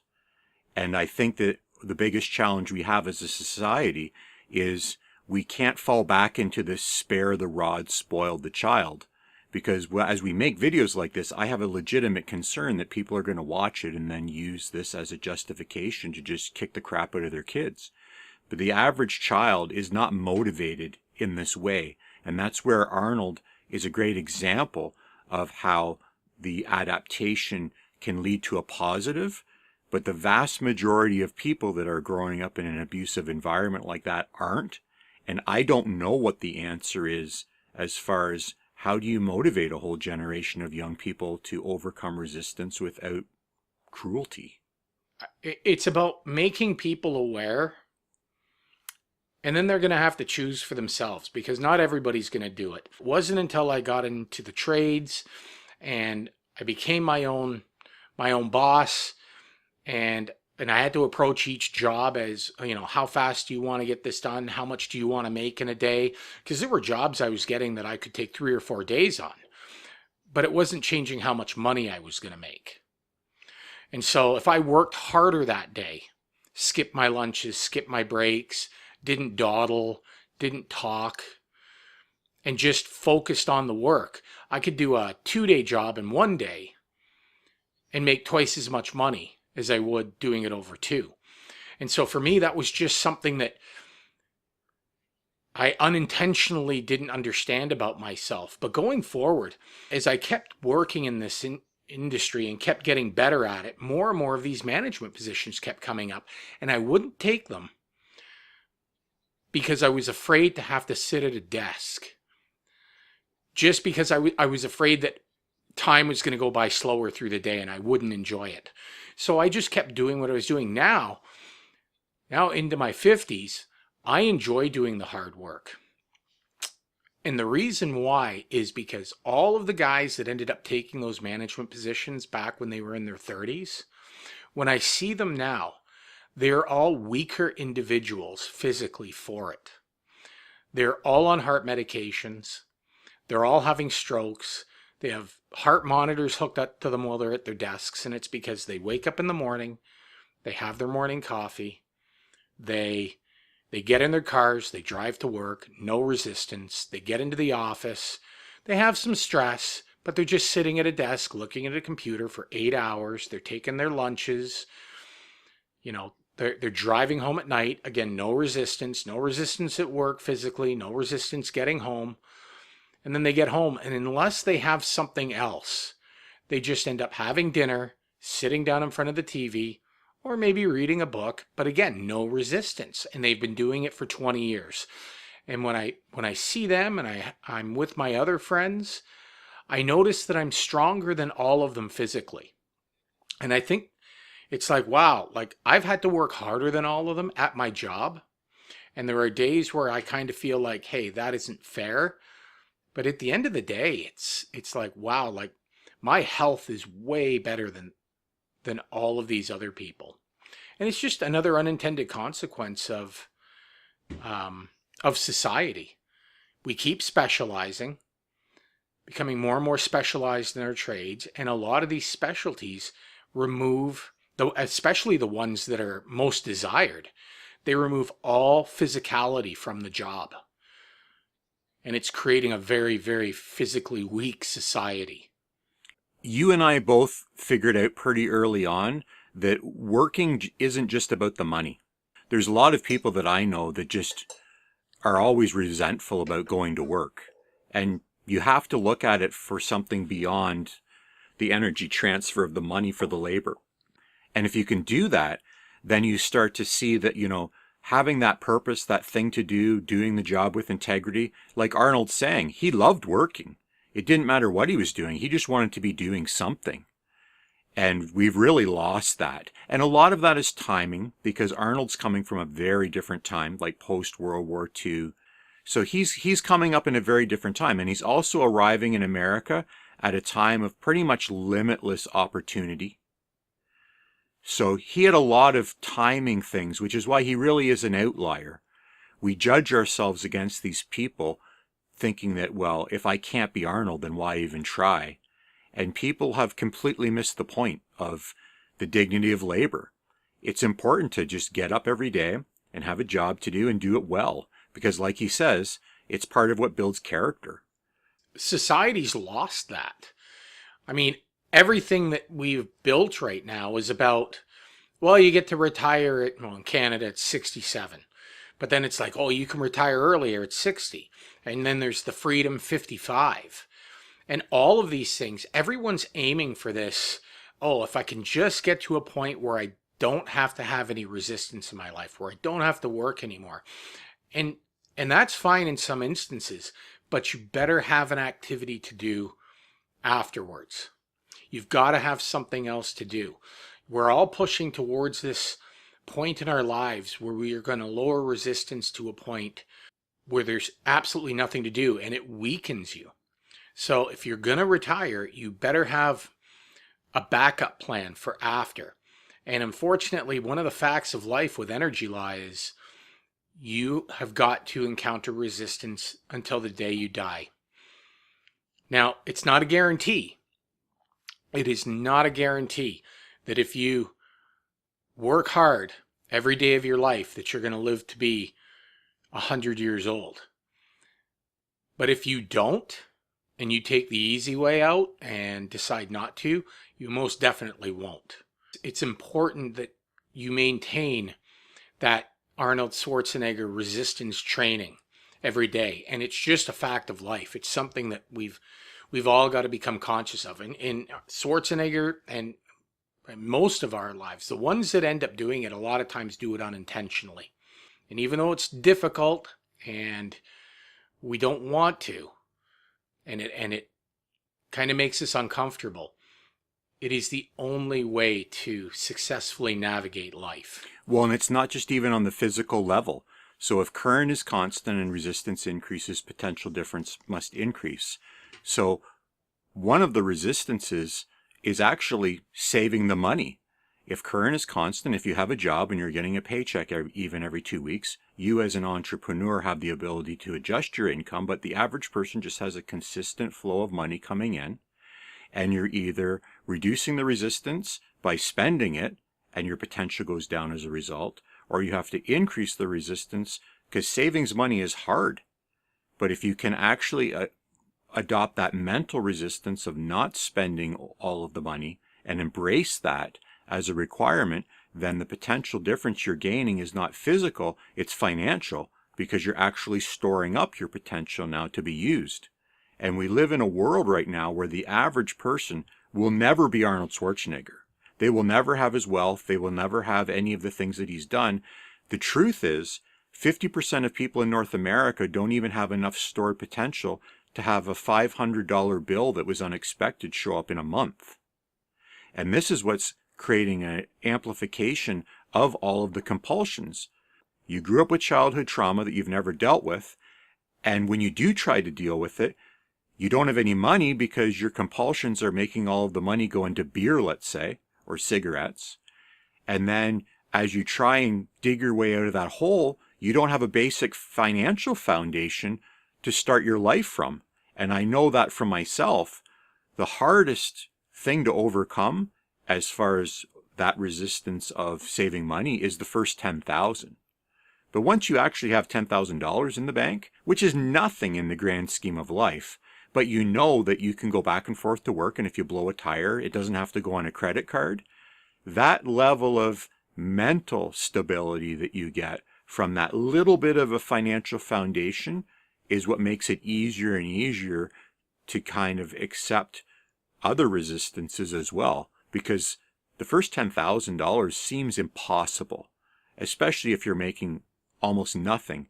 Everyone has something they can get rid of that they are probably spending their money on because of the compulsion that they haven't dealt with. So it becomes like a chicken and the egg. You can't save the money because you're compulsively spending it, but if you don't have a financial foundation, you never have the mental stability to deal with the compulsion in the first place. There are many pitfalls to being unconscious to these rules. And one of them is you want to have a savings. But if you're constantly pushing all of your money towards all these resistances that are hitting you, you never will. That's one pitfall if you're just unconscious of it. And every time something happens, you blow a tire, you got to call someone to come and change it instead of being able to change it yourself. Or you're just too tired to cook your own meal, so you call a local restaurant and have Uber Eats deliver it, and it's an extra, $35 in cost to have that meal just because you didn't feel like, going up against that resistance. The other pitfall is very interesting though, and that is, once you do accumulate, say, your $10,000, the more you save, the more you're going to be drawn to try and overcome all of the obstacles in front of you with that money you've saved. So you could work to 55 years old and have $8 million in the bank and go, hey, that's enough for me. I'm not working another day in my life. Nope, that is a bad decision. That is a bad decision because you will instantly take your savings overnight and eliminate all the resistances that were keeping you mentally sound, physically sound, and you'll just use that to overcome everything. You won't have a purpose anymore. You just live off of that money. So it's even a weirder situation than that, and definitely not good for GDP or the government or anyone like that. They do not like seeing things like that because they want you to spend, but it's almost like once you get a certain amount of money, it's great and all, and you can keep collecting it, but you've still got to be very careful to disperse that money out. So it's kind of an interesting thing where once you reach a certain amount of money, it's almost irrelevant. And you can see it with very rich people, although they aren't doing it either. But at a certain point, you've got so much money, you don't even care anymore. That's why people like Arnold are always working. He doesn't have to work at all. Yes. No, but he still does. And we see it a lot of times with actors. Some of the richest actors in the world just constantly just pumping out movies, one after the next. And they're in a band. And they're doing something else over here. And I don't know if it's intentional either, or maybe it is. Maybe they have figured it out. And you kind of look and go, well, how much is enough? Well, it's sort of like, well, it's not about the money at a certain point. Look at Elon Musk. I mean, that guy probably works 20 hours a day. He wouldn't have to work again for the next 1,000 years. He doesn't care. He is literally figured out, no, I am going to stay busy. And he's working on the things that he loves, and his work is really his passion. And maybe that's the answer in the end, is when you get to a certain point, you can take your passions and turn them into your resistance, which is what Arnold Schwarzenegger has done, right? His passion was bodybuilding. He's done that. His passion was acting. He has all the money he needs. He still needs to work and stay resilient and maintain those skills. Until I think people figure this out, until society figures this out, the more and more we travel down this path of the end goal is not to work anymore. The end goal is a life of leisure. We are going to continually get weaker and weaker. And now, what are they doing? They're introducing a basic income. So now it's not even about retirement anymore. This idea of you can have a life with less resistance once you hit 60. And now it's, no, you can have a life of leisure way earlier on, whenever you decide you want it. You can avoid resistances the primary ones, shelter, food, you don't have to worry about those things anymore. You don't have to push against those resistances.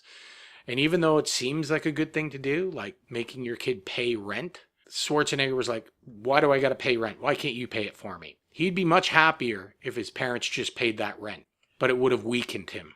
After I was a certain age, I had to pay rent. But what they were doing was they actually took all of that rent and put it in a separate account so that the day that I did leave, I had the first and last month's rent that they paid for with my own money.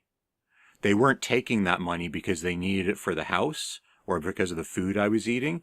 They took that money as the beginning of my financial foundation. They just didn't tell me that's what they were doing. And I think it's definitely not in our natures to want to follow these rules. And he became a strong, very successful individual. He became an outlier. The problem happens now with all of that money he has. Does he make his kid go out and get a job? Does he make his kid have to pay rent? And it seems ridiculous, but if he doesn't, and we see it all the time with rich people's kids, it's a cycle. You have one person born into poverty, becomes a self-made millionaire, has his children, and his children all become useless people. You have that feeling of wanting to give your children everything, to protect them from all resistances, where actually you have to find that balance. Where sure, you have to remove resistances. You don't want your kid sleeping outside and freezing to death, but at the same time, you don't want to remove so many resistances that he becomes a completely useless individual that has no skills, no drive to want to work hard. I find that interesting. That's why it's so important to embrace and be conscious of this law, and work within it, work within those bounds. Just because you can do something for your kids doesn't mean you should, because there could be unintended consequences with that. And they're rampant right now. They're just rampant in society right now. They're everywhere. Yeah. Government's doing it too. It's great we want to do these things. It's great we want to make life better. And that seems to be the cyclical predicament we are in society. As society is always driven to lower resistances everywhere for everyone. But the more society does, the stronger society gets as a whole, the more specialized we become. The more we try and make things easier for everyone, the more the individual is weakened. And that puts us in a very non-resilient state as individuals. Yeah. So it's something we each have to face in our own lives. And even though we have money and we're doing okay, and it seems like a good idea to want to alleviate resistances everywhere, we have to find those areas in our lives where we can maintain a good, healthy resistance. Maybe it's working out at the gym. Maybe it's taking on a project of, rebuilding an old car, or just, maybe it's just every fall time, change your own winter tires. As I keep going back to the tire thing, just change them yourself. You don't have to drive it in somewhere and pay $100 for someone to change the tires for you. Just learn how to do it yourself. And yes, it's going to be hard and you're going to get a little dirty, but maybe it's worth taking that time to encounter that resistance, push through it, and become a stronger person for doing it. Well, and that's the whole point of what we're teaching here, is that until you become conscious of the benefit of the harder road, you will always subconsciously seek the easier road. Because energy will always flow down the path of least resistance unless it's being utilized. So you need to become consciously aware that you have the option to choose the harder road. And because if current is constant and resistance increases, potential difference must increase. You must grow as a result.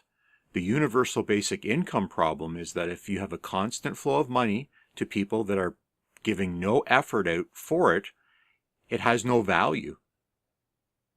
And they become weaker as a result. But what do you do when, and this is a whole other topic now, What do you do when something like artificial intelligence comes along and removes 50% of the jobs in the next 5 years? Well, it's a big problem, and you can just see how the scale keeps increasing as we keep destroying or eliminating resistances. Individuals are becoming less and less resilient. And so when an accountant or a software developer loses his job in the future, he has only one skill.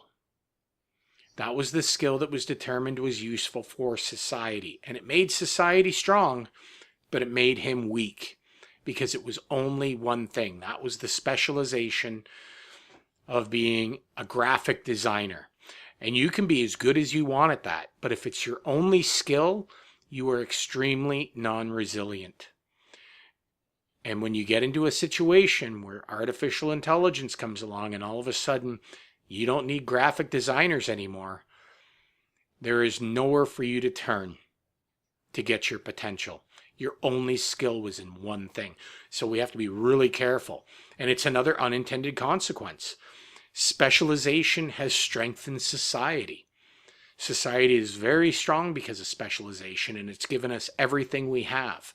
But as we've specialized, that strength we've given to society has come at the expense of weakening the individual.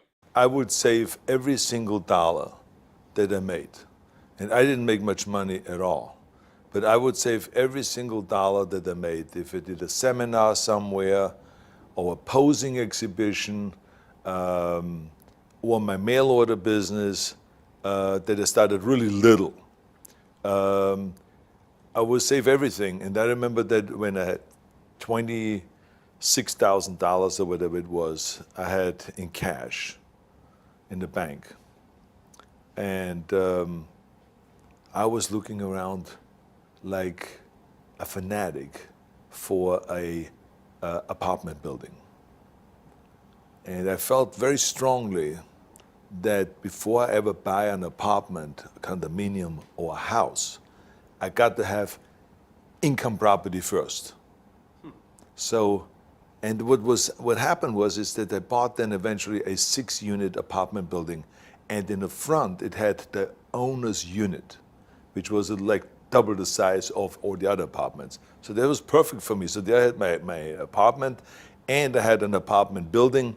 So this to me was very clear. But I had the courage to do it, to take all my money, and that there was not one single dollar left, and put it into this investment. And that's what I always did. And eventually I had 100 plus apartments. And had a great business, and this was way before. And then offices, also started investing in offices on Main Street in Santa Monica.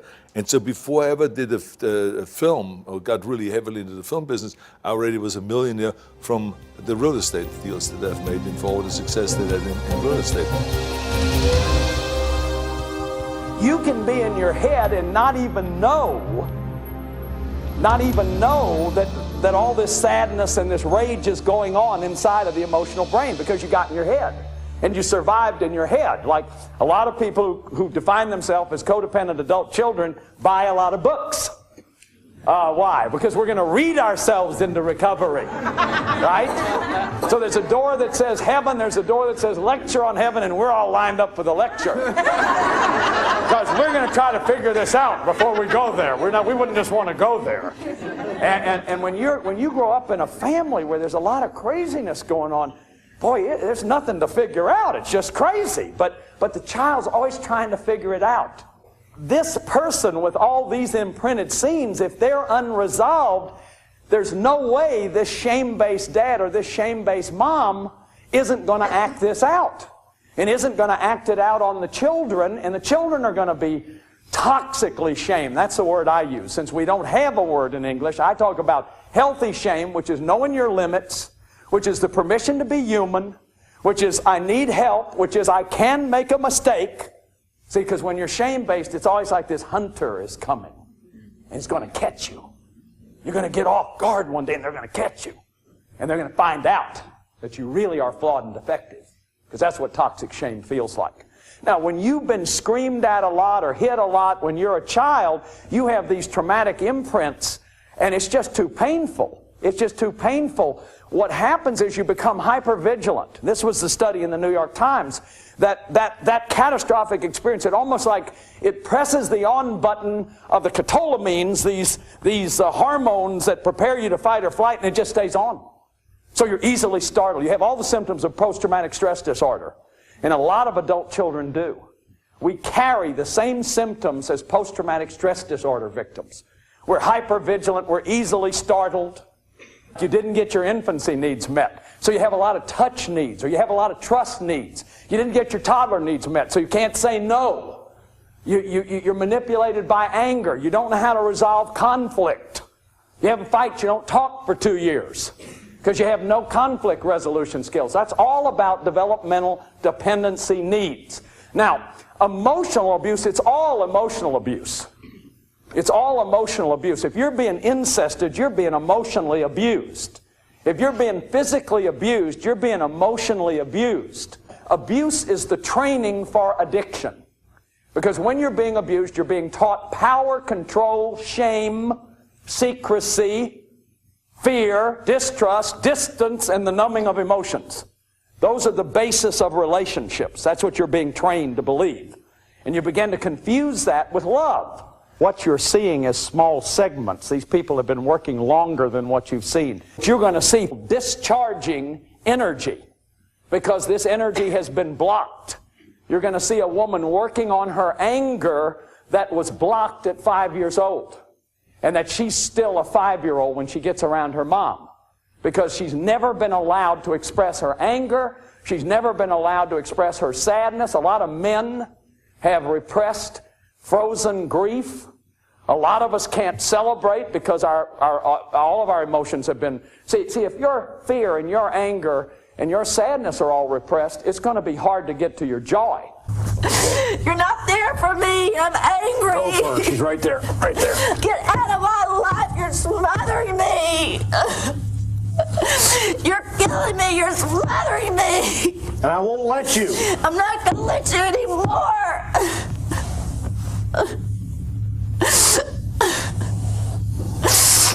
Take a breath. Take a breath. See if there's any more in there for right now.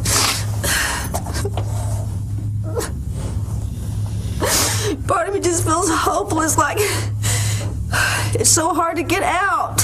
Well, stay out of that part right now and stay in your anger. Go back at her. I'm angry. I'm angry. I'm angry. I'm angry. I'm angry. I'm angry. I'm right here. Angry. Hit the bottom part. Hit the bottom part. I'm angry. I'm angry. I'm angry. I'm angry. I'm angry. More sound. I'm angry. Let it come from way down in here. I'm angry. I'm angry. I'm angry. I'm angry. Now just bring it down again and go, ha! Like that. Good. More. More sound. Good.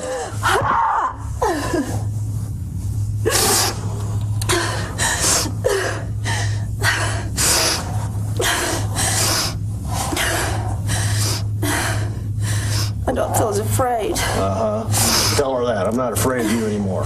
I'm not afraid of you anymore. I have my anger now. I have my anger now. To protect me. To protect me. See, Cindy's fighting for her psychological life. I call this also original justice work, because the child in us is terrified and is most afraid to express anger. Think of how many of you could express anger as a child to a parent. What is anger? It's your protective energy.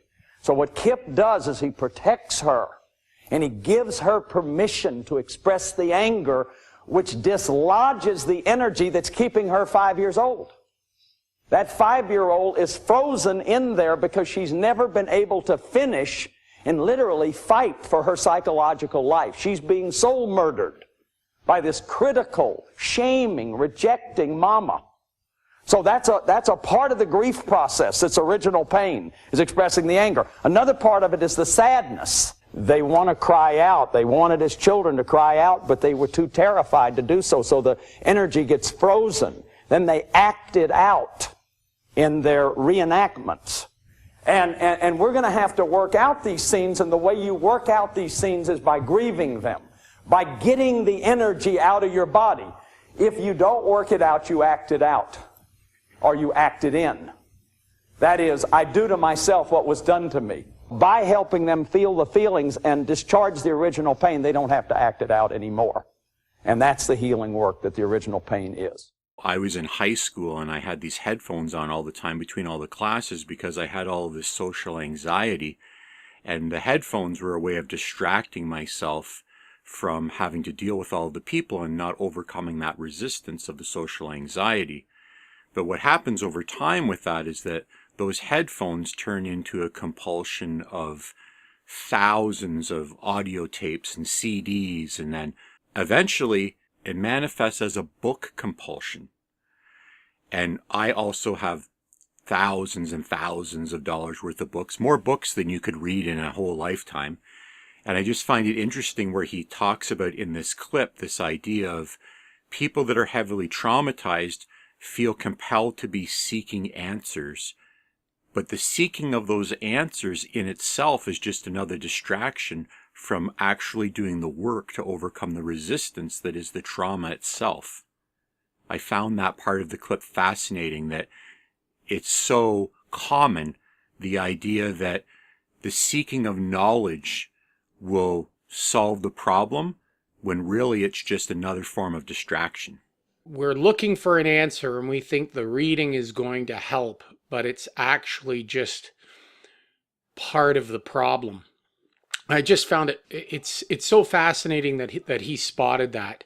And you can't read your way out of a problem. How he talks about imprinted trauma.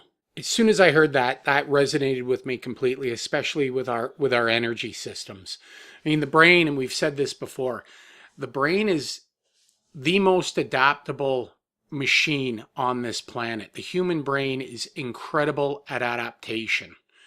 We all know, and we've heard that this adaptation is our greatest asset as human beings. It's what's allowed us to achieve everything that we've done.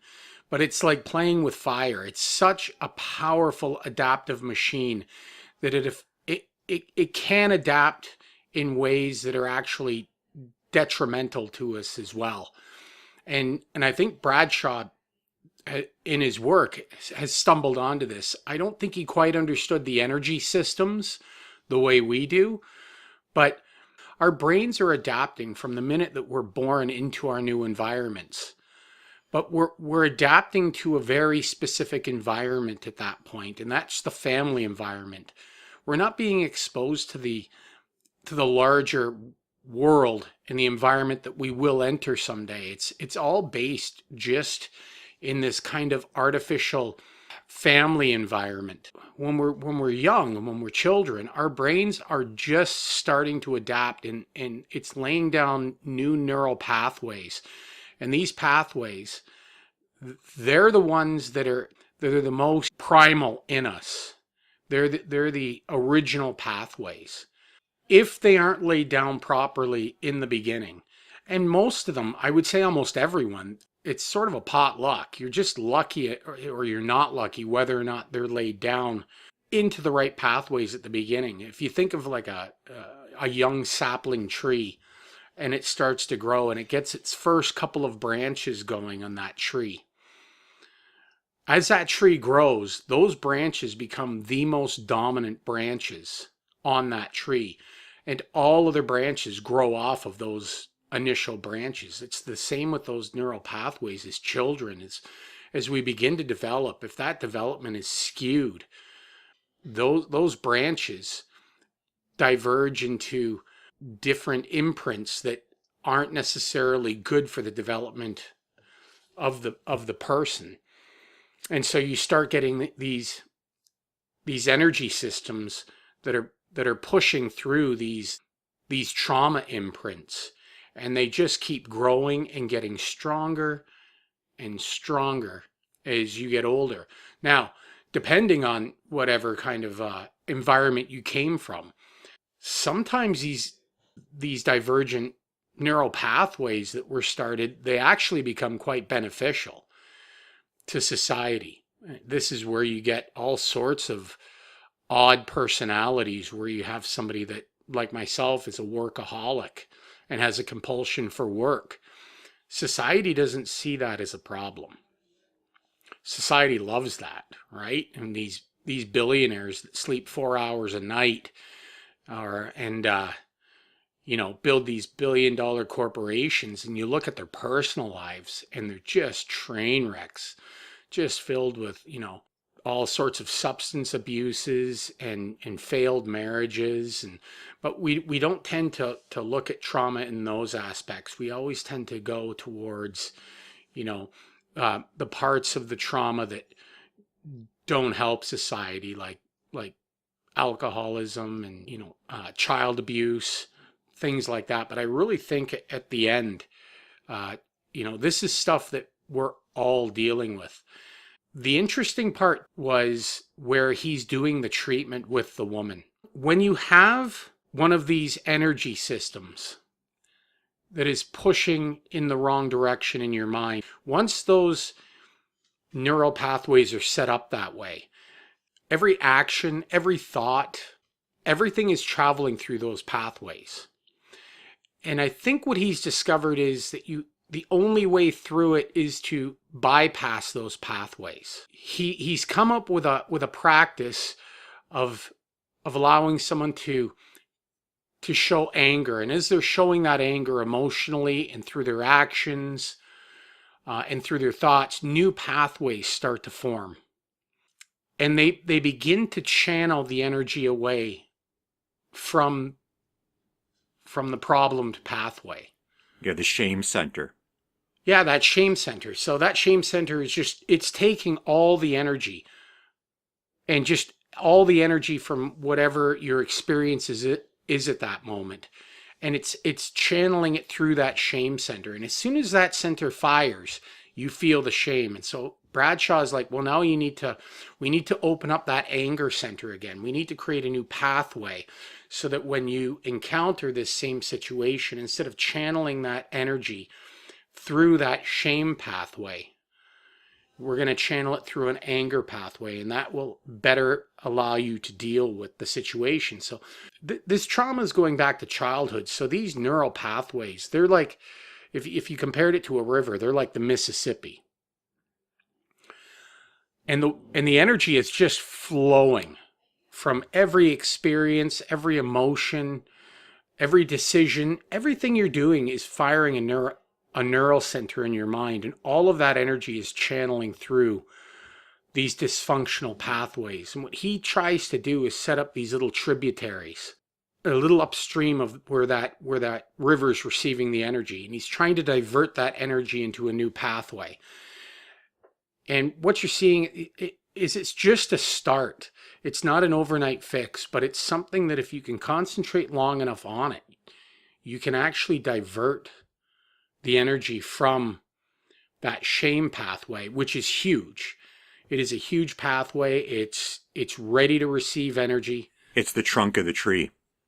Yeah, it's the main branches. It's that main, and so you've got to readapt your mind away from that, and that's what that practice is that he is doing there. Is he's trying to create, because our minds are always adapting, but if we can knowingly adapt them out of those areas, and it's very difficult to do. That kind of a change is very difficult because, again, the draw of that energy is always going to be path of least resistance. It's trying to reach the easiest pathway to flow to, and that pathway is always that shame pathway because they were the initial pathway set down. And so I think he's just trying to get people started on it, and it's a lifelong journey, and it's stuff that we've both experienced even with addictions.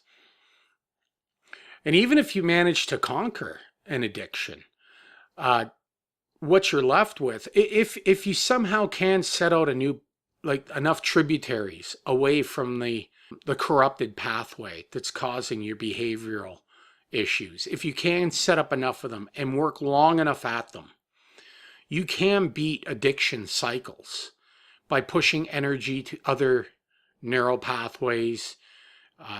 That helps change your behavior, change your actions, change your thoughts. That energy begins to flow differently. And that initial pathway that was causing the problems, it loses the flow, just like a river drying up. Even if you can divert that energy to new pathways, what you're left with is a gorge. You're left with a dried up riverbed. And it's ready to receive a flow at any time if you're not vigilant. That's exactly it. Everything's ready just to shift right back to that big, deep trench to allow it to flow. And I think the mind could overcome it. I think it would take a long time. It never goes away. Yeah, it really doesn't. And you feel that pull, and I do too, and I know you do as well. You always feel that pull, and it's not because there's energy necessarily traveling down that pathway. It's that pathway is there. You've transferred energy away from a circuit in your mind, but that circuit is still there, wanting to pull energy through it. And I think that's what we're experiencing, and what alcoholics experience, or ex-smokers experience. It's that same sort of thing where you've created the new behaviors, you've moved past it, but there's always that pull. There's always something there in the back of your head. And I think it's just that dead pathway that's still just waiting. It's waiting, and it's a big, big branch. And at the point of the tributary that you've created in your neurological circuitry, you've basically built a dam to this Grand Canyon. And the second that you let that dam crack, all of the energy will race back through it because it's older than the new one that you've created. It's more established, and it always will be. That's the hard part of addiction. I know for me, who hasn't had a drink in 9 years, there are days where you just go, man, I'd freaking kill for a beer right now. But you know that, man, you open that, you let one little trickle through that dam that you've built, and it will collapse the whole thing. What I think is really interesting about what he's doing in this video is that through this guy that's talking her through the process of, she reaches a point where she goes, I just feel like I can't do this. And he goes, you can't go there right now. You got to push through it. You got to go. What they're doing is, in a very compressed period of time, they are forcing so much energy into this new neurology that they're basically like priming a pump.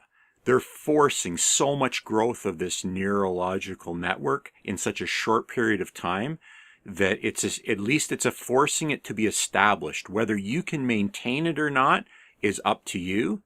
But the whole process they're going through there is, he is just encouraging her to push through it, break through it. And that's why the only way out is through. You got to go through all of that emotion that you have suppressed by allowing yourself to fear the anger and the shame, and only by pushing massive amounts of energy in a very short period of time do you lay that foundational framework that will hopefully lead to you overcoming the problem if you can diligently keep focusing the energy through that. In a way, they're just forcing so much energy through the original circuit that they're kind of frying the old circuit while simultaneously establishing a new one and building a dam to the first one. The energy is always going to be there, and the circuitry that is laid down is just where the energy is going to flow. And you'll see that in bad habits, just in just your day-to-day life. And he talks about the fight and flight. However that circuitry is laid out is going to be your behavior, and he is just taking it to a level where he sees it now, and he's like, this is how we have to begin behavioral change, is to address specific areas. And in his case, he's talking about how we were people were not allowed to be angry. Instead, they felt shame. And so those anger pathways were never created. And he's trying to, give it a good start, start that tributary off of that large river and start diverting that energy. And even though after the first, second, probably after the 100th one, you're still dealing with that same shame circuit, it maybe is weakened 20-30%, and you're beginning to embrace a way to get that emotional energy through the branches, but new ones. So it's just fascinating that he actually touches on that. If resistance is constant and current decreases, potential difference decreases. So if you are in a constant state of anxiety or depression because you've had all these traumatic events happen to you and you don't take any action, there's no new potential that gets established. So what he's doing in this clip is he's forcing them to acknowledge the mental resistance in their head, which is basically the shame-based trauma. And he forces them into action, which inevitably, because if resistance is constant and current increases, potential difference must increase. The potential difference that they're going to establish is the new circuitry that is going to override the pre-existing one. So if you're constantly traumatized and you don't act, you can't create new circuitry. But if you're constantly traumatized and someone can encourage you to act, you have the potential to overcome it. At which point you move into the action constant reality, where if current is constant and resistance increases, potential difference must increase. What he's doing is he's keeping her in a constant state of focused action through the hitting of the baton on the chair and the screaming at her mother, until all of that resistance has been so exhausted, it's a fuel at this point. And he keeps her right when she wants to stop. He goes, don't go there. You keep going. Don't get in that place now. Don't think about that. And he keeps encouraging her to exhaust that entire resistance that she was not acting on before in the other phase, until a new potential is established and that whole resistance gets blown through. That's on an energy level what he's doing there. He uses potential to overcome the resistance, and he starts a flow of energy in a different direction. That's exactly what he's doing there. She is in a state of constant flow for the entire session. And his job is every time she wants to disengage the resistance, because if current is constant and resistance decreases, potential decreases. Every time she wants to disengage the resistance, her potential will go down as a result, and he forces her through encouragement to stay focused on pushing all of that energy until that new potential gets established. And the way you do it is by exhausting the fuel of the resistance that you've been avoiding this whole time. It's a fascinating what he figured out to do there. He didn't understand why it was working. He just knew that it did work. But when you take Bradshaw's lessons and marry it with our energy law understanding, you got a powerhouse here. Like, I get goosebumps just thinking about, I know how Bradshaw's system changed my life. And when you understand it on the level of we do as an energy transfer system, I think we're going to take this thing to a whole other level that's really going to start benefiting people, because you just need to know the context. That video brings me to tears almost every time I watch it.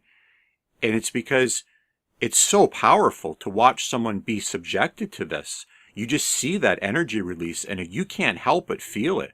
But there's still no context, which is what we're going to bring to it. And that gets me really excited. It is amazing, and just a testament to the adaptive mind, and that it is constantly able to adapt to situations if you know where to focus on and how to maneuver through it. And Bradshaw does it beautifully in that clip. The one other thing that I wanted to mention in this clip too, which is rampant in society, when you go through Bradshaw's lectures and he goes through all the different stages of development, you do start seeing yourself in it. And the one thing that he talks about in this one is that one traumatic event can completely rewrite brain chemistry. And going through the process of watching this, I found my one traumatic event, which happened around the age of 10. Once you can reassociate with that, you do understand how it changed your whole personality. And I'm seeing it everywhere in society now. This idea that the hunter's always coming and he's going to get you and he's going to find out that you're actually a flawed individual. That line resonates with me because I see it everywhere, because what he's really saying is that you're always waiting for the other shoe to drop. You're always waiting to get in trouble for something that you don't even know why you're in trouble. And that all comes from being punished as a child for things that you either did or didn't do or you don't have any reference for. But what we're seeing now is an absolute escalation of catastrophizing in society. And you and I are the kings of it. Every time we are catastrophizing, and you're seeing it everywhere now, it's why people are drawn to conspiracy theories. It's why people are going, we're all going to die in 6 years. The sky is falling. All of this I see is that catastrophizing aspect of that's permeated everyone in society right now. Everyone believes the world is ending right now. And all it really is you in hypervigilance mode, because there's a whole bunch of other stuff that happened that led up to this moment in time that has now created this perfect storm where you're letting all of these other things dictate your worldview, and that worldview for more and more of the population is that the world's going to end. This is crazy. I think it's always been that way. I think right through history we've had numerous times where, end of time prophecy, and it was always there. But I think it correlates with how you were raised as a kid. And at some points, I think parents get it right, or more right than they do at other times. And I think you see these cycles where, all of a sudden everybody thinks it's the end of the world.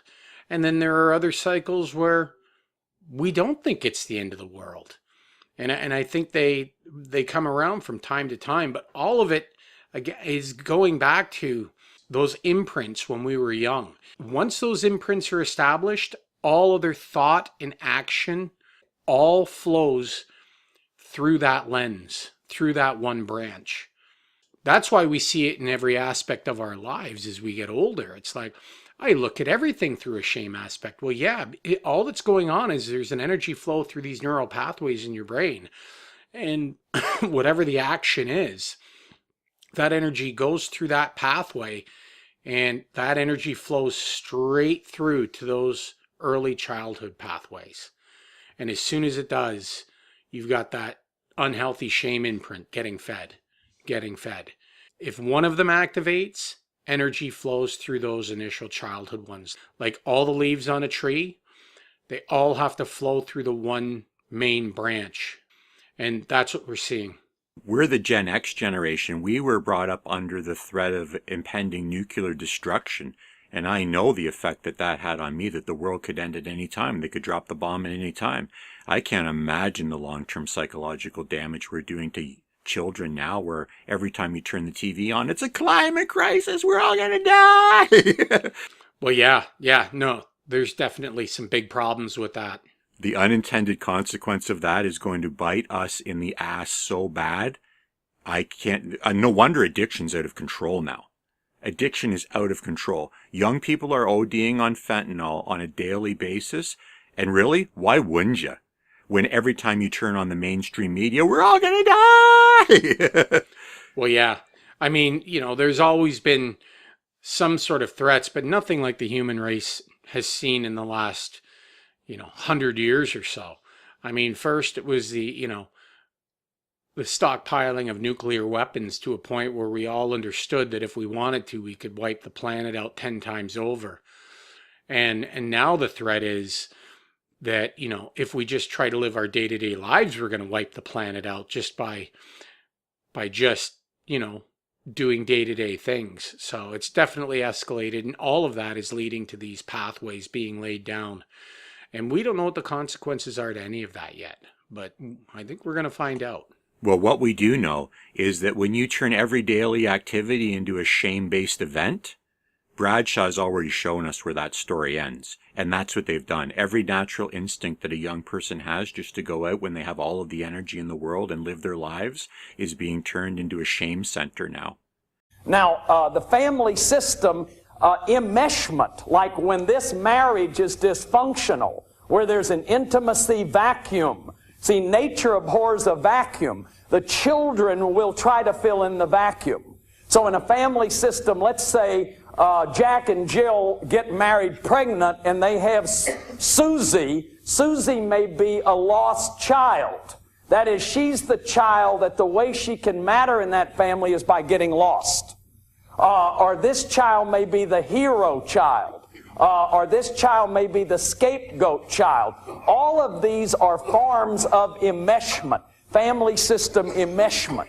Meaning that as the children fill in for this dysfunctional marriage, or those of you who saw the family series, I had the big mobile, this beautiful mobile that Trudy Sween created, and I'd go over and touch the mobile and show you how if one part of the system is affected, all the parts of the system get affected. So when we begin to look at the family, enmeshment is one of the ways that you were spiritually wounded.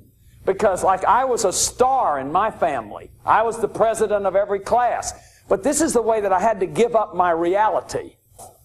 And it's very important that we learn that that our inner child may be hidden under these kinds of enmeshments. And I've often wondered whether or not our ultimate goal is to give birth to some new thing. And that's why we're so obsessed with technology. Because it's not like this technology is really, it's certainly enhancing our lives in a certain way, but ultimately, is it making people happier right now? Most technology, I would say no. In fact, you and I were talking about social media before this, about just not having Instagram on your phone and not dealing, and you feel better. Yes, I think that one of the issues with social media, it's been pointed out by many people, is that I think maybe particularly Instagram, people look like they have a much better life than they really do. Right. So by design. Yeah, people are posting pictures of when they're really happy. They're modifying those pictures to be better looking. Even if they're not modifying the pictures, they're at least selecting the pictures for the best lighting, the best angle. So people basically seem they're way better looking than they basically really are. Right. And they're way happier seeming than they really are. So if you look at everyone on Instagram, you might think, man, there are all these happy, beautiful people, and I'm not that good looking, and I'm not happy. So I must suck, and that's going to make people sad. So when in fact, those people you think are super happy, actually not that happy. Some of them are really depressed. They're very sad. Some of the happiest seeming people, actually some of the saddest people in reality. And nobody looks good all the time. It doesn't matter who you are. No. It's not even something you should want. Why do you want to look great all the time? Yeah, exactly. So I think things like that can make people quite sad. Well, just by comparison, because you just sort of people generally think of themselves relative to others. We are constantly rebaselining our expectations. Wasn't that a Thoreau quote? The comparison is a thief of joy. Yeah. Well, happiness is reality minus expectations. That's great too. But the comparison is a thief of joy really holds true to people. Is it? Theodore Roosevelt. Roosevelt. Fascinating.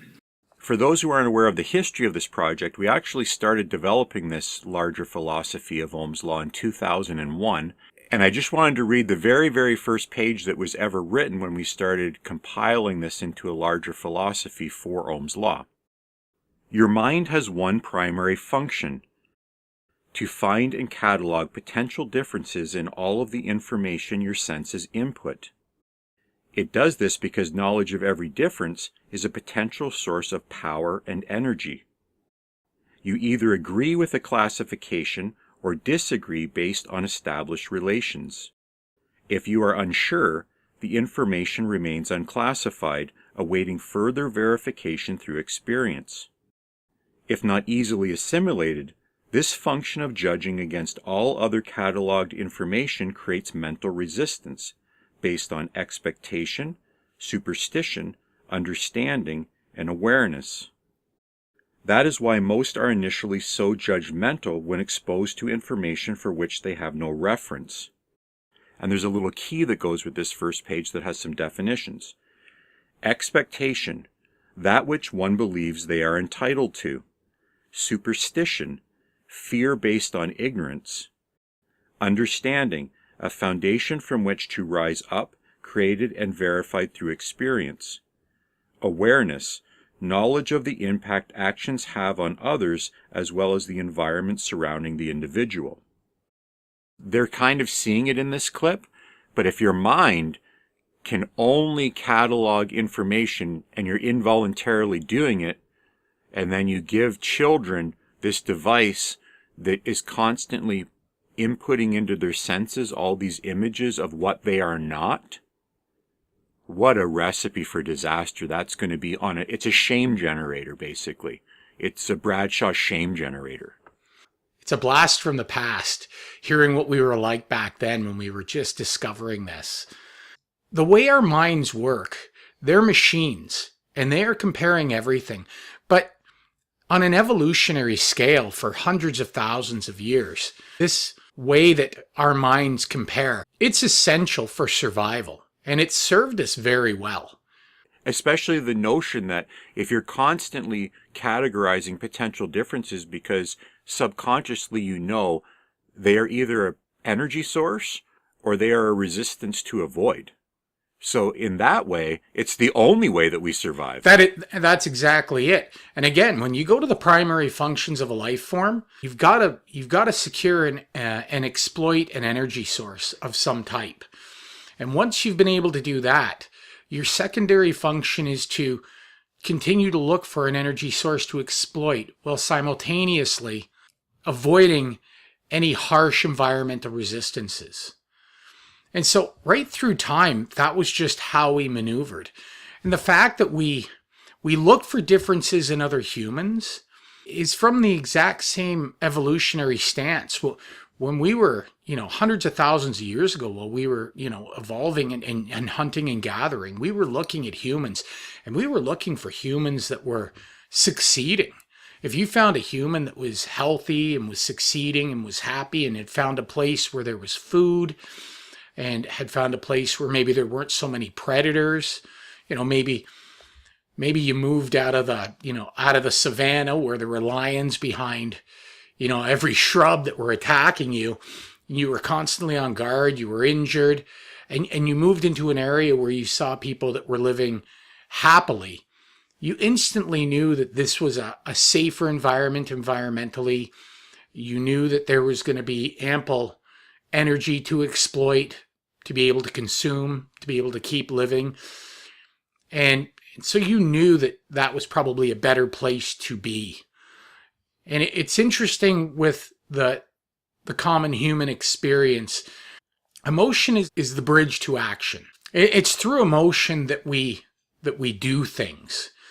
When we experience seeing somebody that is happy, we immediately think, oh, this person has ample access to energy resources and has a low resistance environment.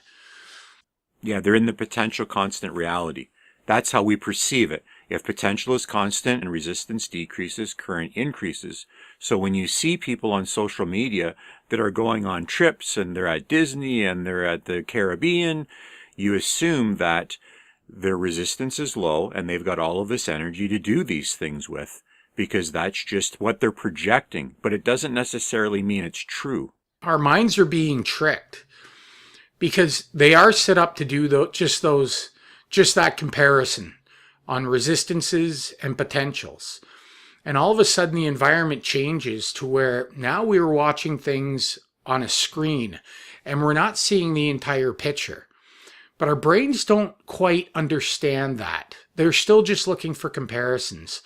And so even though we live in a societal circuit now where we all have ample protection, we have ample shelter, we have, ample food, no one really in the North American society, there are exceptions, but very minimal.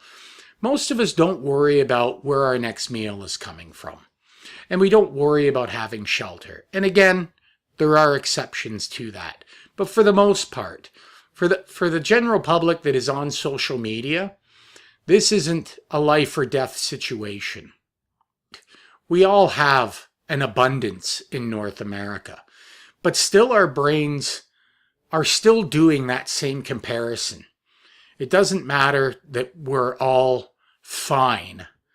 Our brains are still looking for the optimal advantage, and that's just been built into us for survival, and we haven't had time to adapt out of that. And being in this more of an artificial environment because of the societal structures that we've created. We find ourselves having to deal with things like the emotions of envy. So it's not even enough that you have shelter and food, but someone else has maybe better shelter, a better house. The digital landscape is not the actual analog landscape of reality. But we still categorize everything we're seeing through that digital landscape as the same, as being the same. But it's not at all. And that's the trick, because if potential is constant and resistance decreases, current increases. So when you project this idea that you are in a low resistance environment, because really the 5-minute video that you're filming is just a film shoot, but all the people that are watching it are in a phase where if potential is constant and resistance increases, current decreases. So all they're seeing is all of the things that they don't have. That's the increased resistance that they're perceiving, when everyone else is just projecting that they have low resistance, and you can't figure out that it's really an illusion. You perceive that as mental resistance to yourself. And if you allow that mental resistance to increase to the point where it is constant, then you drop out of the potential constant reality to the resistance constant reality. And in the event that you become so depressed by what you've been exposed to that you stop acting, because if resistance is constant and current decreases, potential decreases, eventually you just are so overwhelmed by all of this resistance that you're inputting, you're just perceiving it as, well, look at all the stuff they have that I don't have. I'm a loser. And then eventually you just stop acting at all. And then you're in the shame spiral. You are in a very, very bad place when you can't disconnect from that device that is forcing you to categorize all of this expectational references that you can't compete with, because you're trying to compete with something that's an illusion to begin with, because the person projecting it actually isn't in the low resistance environment. They're just pretending they are. Being aware that the mind is doing this is the first step. It is going to push these emotions outwards, these feelings of inadequacy. They are just going to be there because that is what the mind does. It is part of the survival programming of the mind. And to just be aware that, hey, you know what? Yeah, I'm having this feeling right now, but I'm not really in a situation where I'm in survival mode. The bear's not coming out of the cave. You just don't get to eat the same sandwich that Tom's eating right now at the local deli downtown. And if you really want that sandwich, well, you can probably go there someday, but it's not life or death. And so these emotional responses to action are still going to flood in. We have to be aware of that and be able to see it for what it is. It's just, your mind is a tool, and that tool is just doing what it was designed to do. It is in survival mode all of the time to keep you alive, looking for a happier, high energy, low resistance environment. And when it sees it, it is going to give you an emotional response that it is going to drive you to want to change. But more than likely, everything is just fine. And like you said, what you're seeing on social media, most of it's an illusion.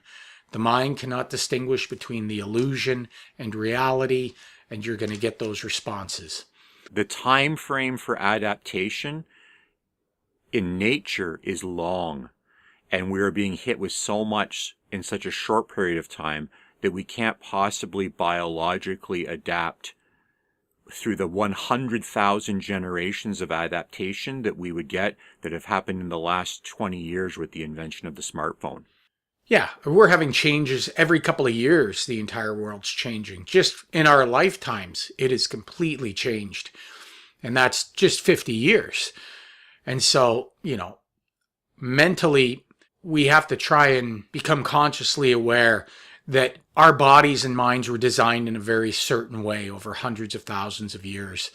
And now we are in a completely different environment, and we are going to need to be very aware of our responses within this new environment. And hopefully, be able to navigate through it. But the responses we're giving or receiving from our minds, they're completely natural. They're there for protection, and everyone has their struggles. And happiness isn't a thing that is supposed to be there all of the time. And so you're able to move around it. But when you can't do that, and that mind's sort of just on auto mode, just doing that comparison, it's going to lead to a lot of negative emotions. And that's just, again, that call to action. Now, we think of addictions as like heroin addicts or alcoholism, mood altering. But you see, an addiction is basically a distraction. It's a distraction. It's not just a mood altering to have a euphoric feeling. It may be mood altering to have no feeling at all. Or it may be mood altering not to have a painful feeling, okay?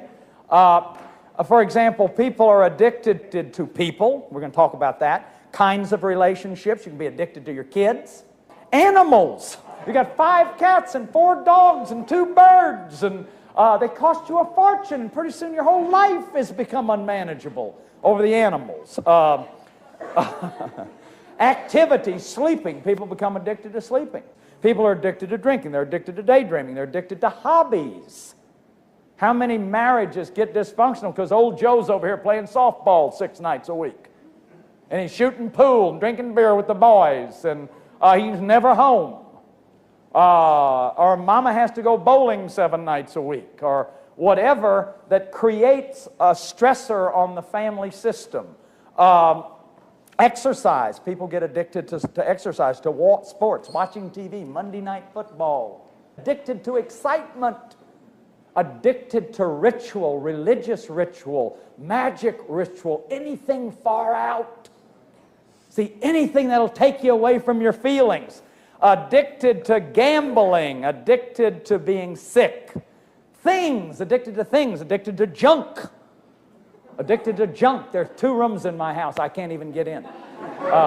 Addicted to buying. Just buy it, buy it, buy it, buy it. Excitement of buying. Addicted to cars. Addicted to jewelry. Addicted to material possessions. Addicted to money. Addicted to possessions, clothes, substances, alcohol, nicotine, drugs, food, caffeine. And then addicted to emotions. You can be addicted to rage and anger. You can be addicted to sadness. You can be addicted to joy. You walk around and you're so happy all the time, no matter what. You don't feel any of your other feelings. You're just happy all the time. Addicted to work. Now, I want to say something about work addiction. I touched on it briefly, but work addiction is a serious addiction. You see, shame is the feeling that I'm worth less, so I got to be worth more, worth more, worth more. I've got to make more to be worth more, and if I'm worth more and I can show a financial statement, see, because shame's about exposure. Shame, the feeling of shame is about fearing being exposed. So if I can present on the outside this image of myself as highly successful, big cars, money, financial statement, then nobody can see that underneath that is my shame base.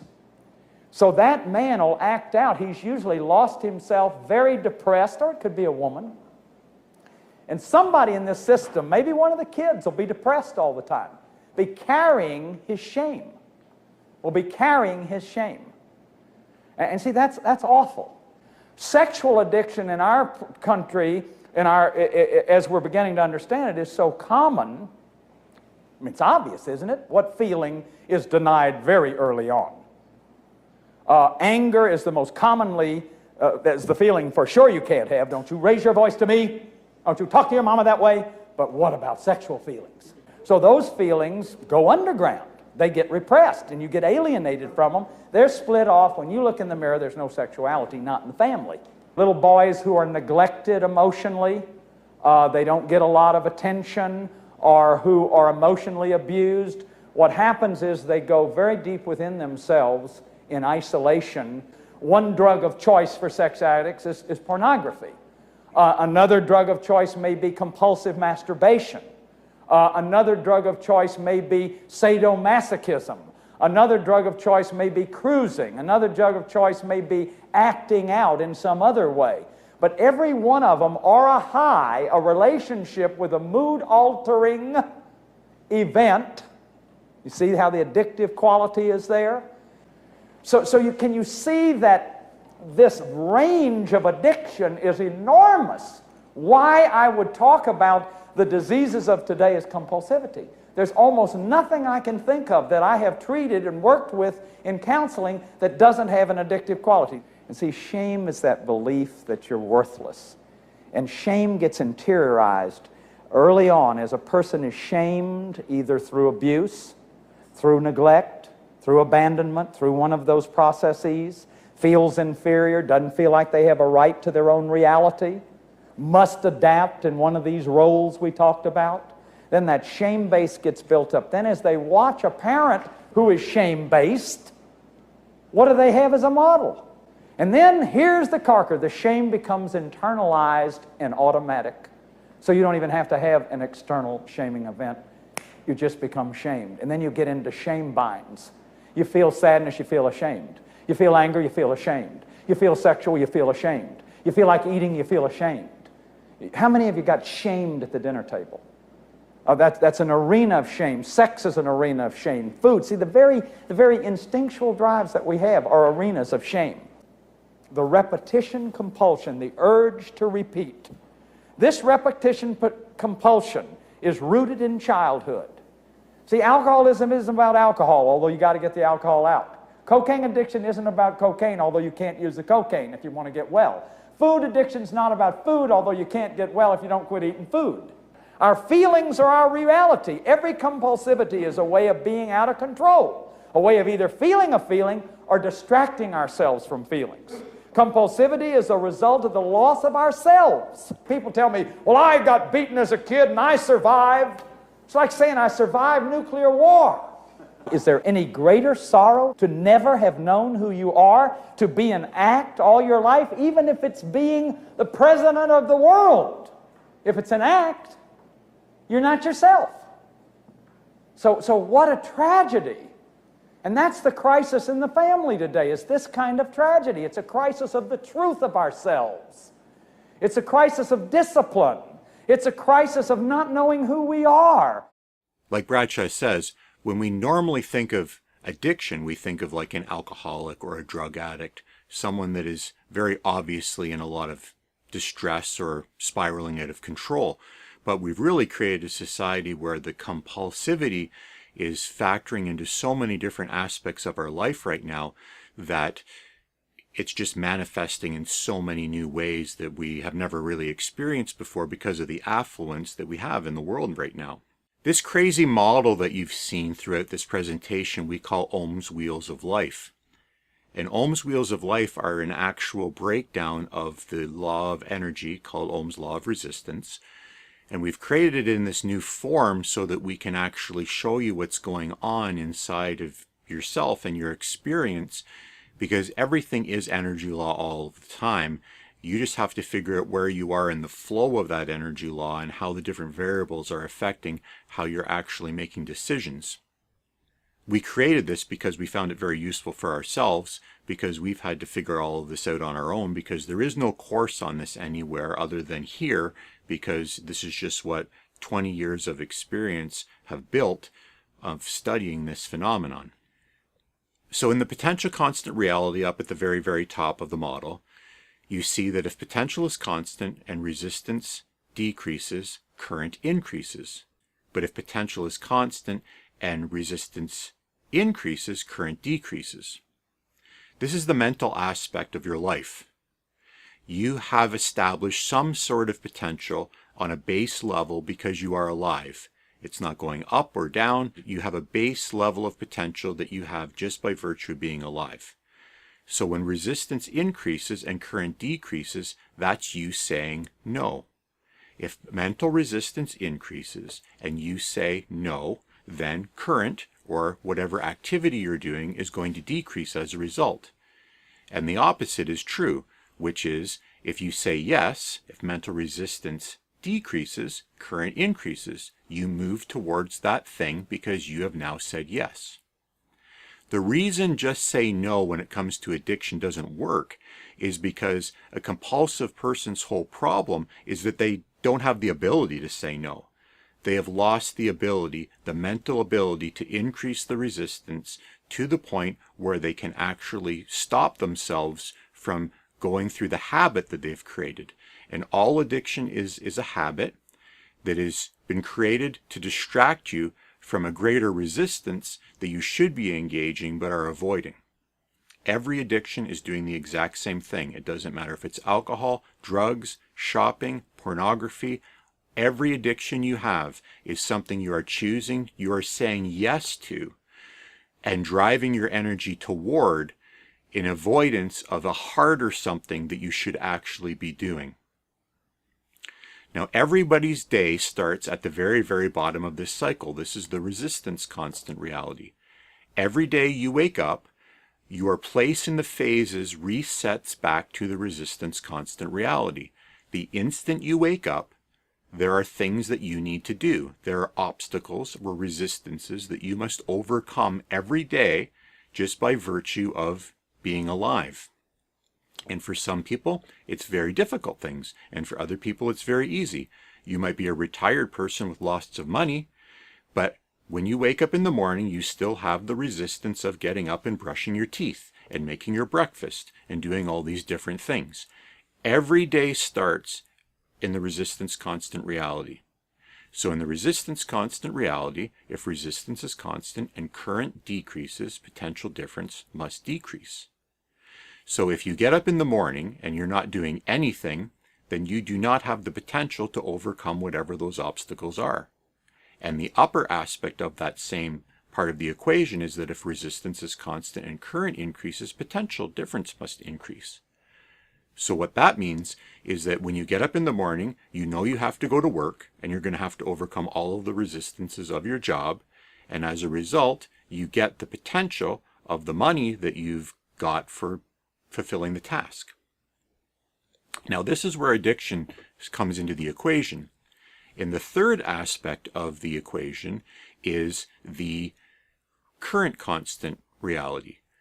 It is where you're being active. And in the current constant reality, if current is constant and resistance decreases, potential decreases. But if current is constant and resistance increases, potential must increase. So you start your day in the resistance constant reality and you go through your 8 hours at work and you do all the things that you need to do. And the first thing that you do when you get home is you see all of the other things that you should probably do too. So you're in a constant state of action and you have two choices. You're either going to engage the greater resistance and start cleaning up your house, let's say, or you're going to grab a glass of wine and take a break because you've earned it. You've overcome the obstacles of the day. You've got enough money that you can actually just relax, so you relax. Everyone is doing this on different levels through different distractive mediums. Sometimes it's a glass of wine, maybe it's a joint, maybe it's video games, maybe it's pornography. There's always some other activity that is a higher resistance that you should be engaging in, that you are avoiding through this distractionary device that you've chosen. So if current is constant and resistance decreases, potential difference must decrease. So you end up just spending your whole day avoiding the problems. And then you do that enough times and that becomes the habit. And then once the habit is formed, it just becomes automatic. All of the things Bradshaw said play out perfectly in these wheels of life as we've created. When the habit gets so ingrained that you finish your day's work and you do something easy. And sometimes you have to, it's okay, but there's always other things that you should probably be doing. But when it gets so ingrained in you that at the end of the day you do something easy, then your brain in the potential constant reality starts losing the ability to say no. At the very, very highest level, if potential is constant and resistance decreases, current increases. That's you saying yes.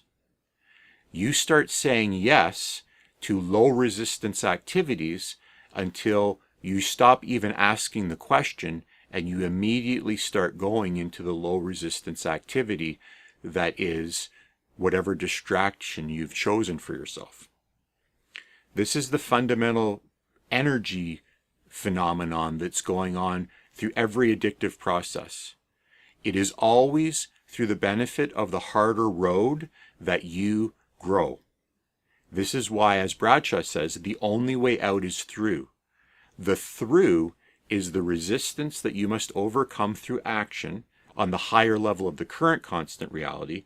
That resistance is the thing you must go through in order to grow. If current is constant and resistance increases, potential difference must increase. That potential difference, that expansion of potential difference, is your growth. It is the new you will eventually become when you stop subconsciously choosing the easier path and engage the harder path. This is why overcoming addiction is so hard. And the only way you can do that is through increasing your awareness of what's happening to you on this energy level. This is how it worked for me, because I've had my own struggles with addiction. How I did it was by becoming more aware of the pattern that your life has become. Your life has fallen into this energy law pattern, and you can overcome it, but the only way to overcome it is through increased awareness of the habit itself. There are two aspects of you. We call it the me versus the I. The me is the part of you that desires, but the I is the part of you that can observe yourself desiring. Every day when you come home and you grab that glass of wine, the me is going, oh, me, me, me, me, me. It's time for me. It's me time. But the I needs to become activated in you. And the only way to do that is through the mindful choice of actually observing yourself desiring. Until you learn how to step back from the automatic habit of grabbing the bottle of wine and pouring the glass, and actually start observing yourself pouring the glass and observing yourself receiving the reward. Instead of automatically doing it, you will start to slowly start seeing yourself doing it. And then you can start redirecting that energy to the harder road. Bradshaw is completely correct. The only way to overcome addiction is to become aware of the resistance that must be overcome that has triggered the need for distraction in the first place, and that is usually something that was created through a traumatic childhood event. If you're intrigued by what you've heard here today, be sure to like and subscribe this channel. We've got a lot more videos already made on this subject and many more coming. We've got over 100 videos that we've pre-edited that we are going to analyze and show you how this expanded understanding of Ohm's law of resistance that we call Ohm's law of life is actually influencing every aspect of your experience. It's a very fascinating new field that we are hoping more people will be interested in, because until you understand these fundamental natural laws and see them actually functioning all around you, it's virtually impossible to break yourself out of the mindset and the habits that we've inadvertently created just by virtue of existing. The disease of our day is compulsivity. What compulsivity is about are the things we eat, the things we drink, what we breathe, how we sleep, our sexuality, our work styles, the way we eat, the way we buy, the way we have our entertainment. Those are the simple things of life, and every one of those can be a compulsivity. Now, the World Health Organization defines compulsivity as a pathological relationship to a mood-altering event, experience, or thing that has life-damaging consequences. So for me, compulsivity is the same thing as addiction, really. If we talk about the compulsive family, we're talking about the addictive family. There's some argument in the field of whether you can be compulsive without having life-damaging consequences. When it has life-damaging consequences, it's an addiction, but it's still a pathological relationship if it's a compulsivity. See, I don't even want to be compulsive about running.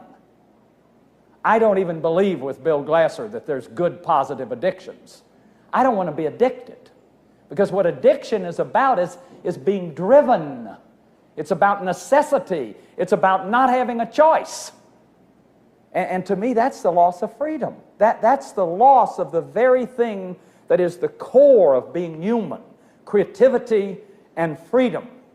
We have a crisis in the way we're doing things, and we need to take a look at it. We need to get out of our illusions and our denials that I don't know anybody alive. I have not met a person yet who isn't compulsive in some way in this culture, who isn't after the big buck or trying to go for success, or isn't addicted to excitement, or isn't addicted to being on the cutting edge. We have to break through our denials. I have to try to engage that little child in you that's sitting in there, been lost for years, hiding behind masks and persona and scripts and acts and sex roles and how to be a woman and how to be a man, when deep down you didn't even know what your feelings were. You don't even know what they are. So what I'm calling you to in this series is to yourself. That's the crisis, the lost self in us.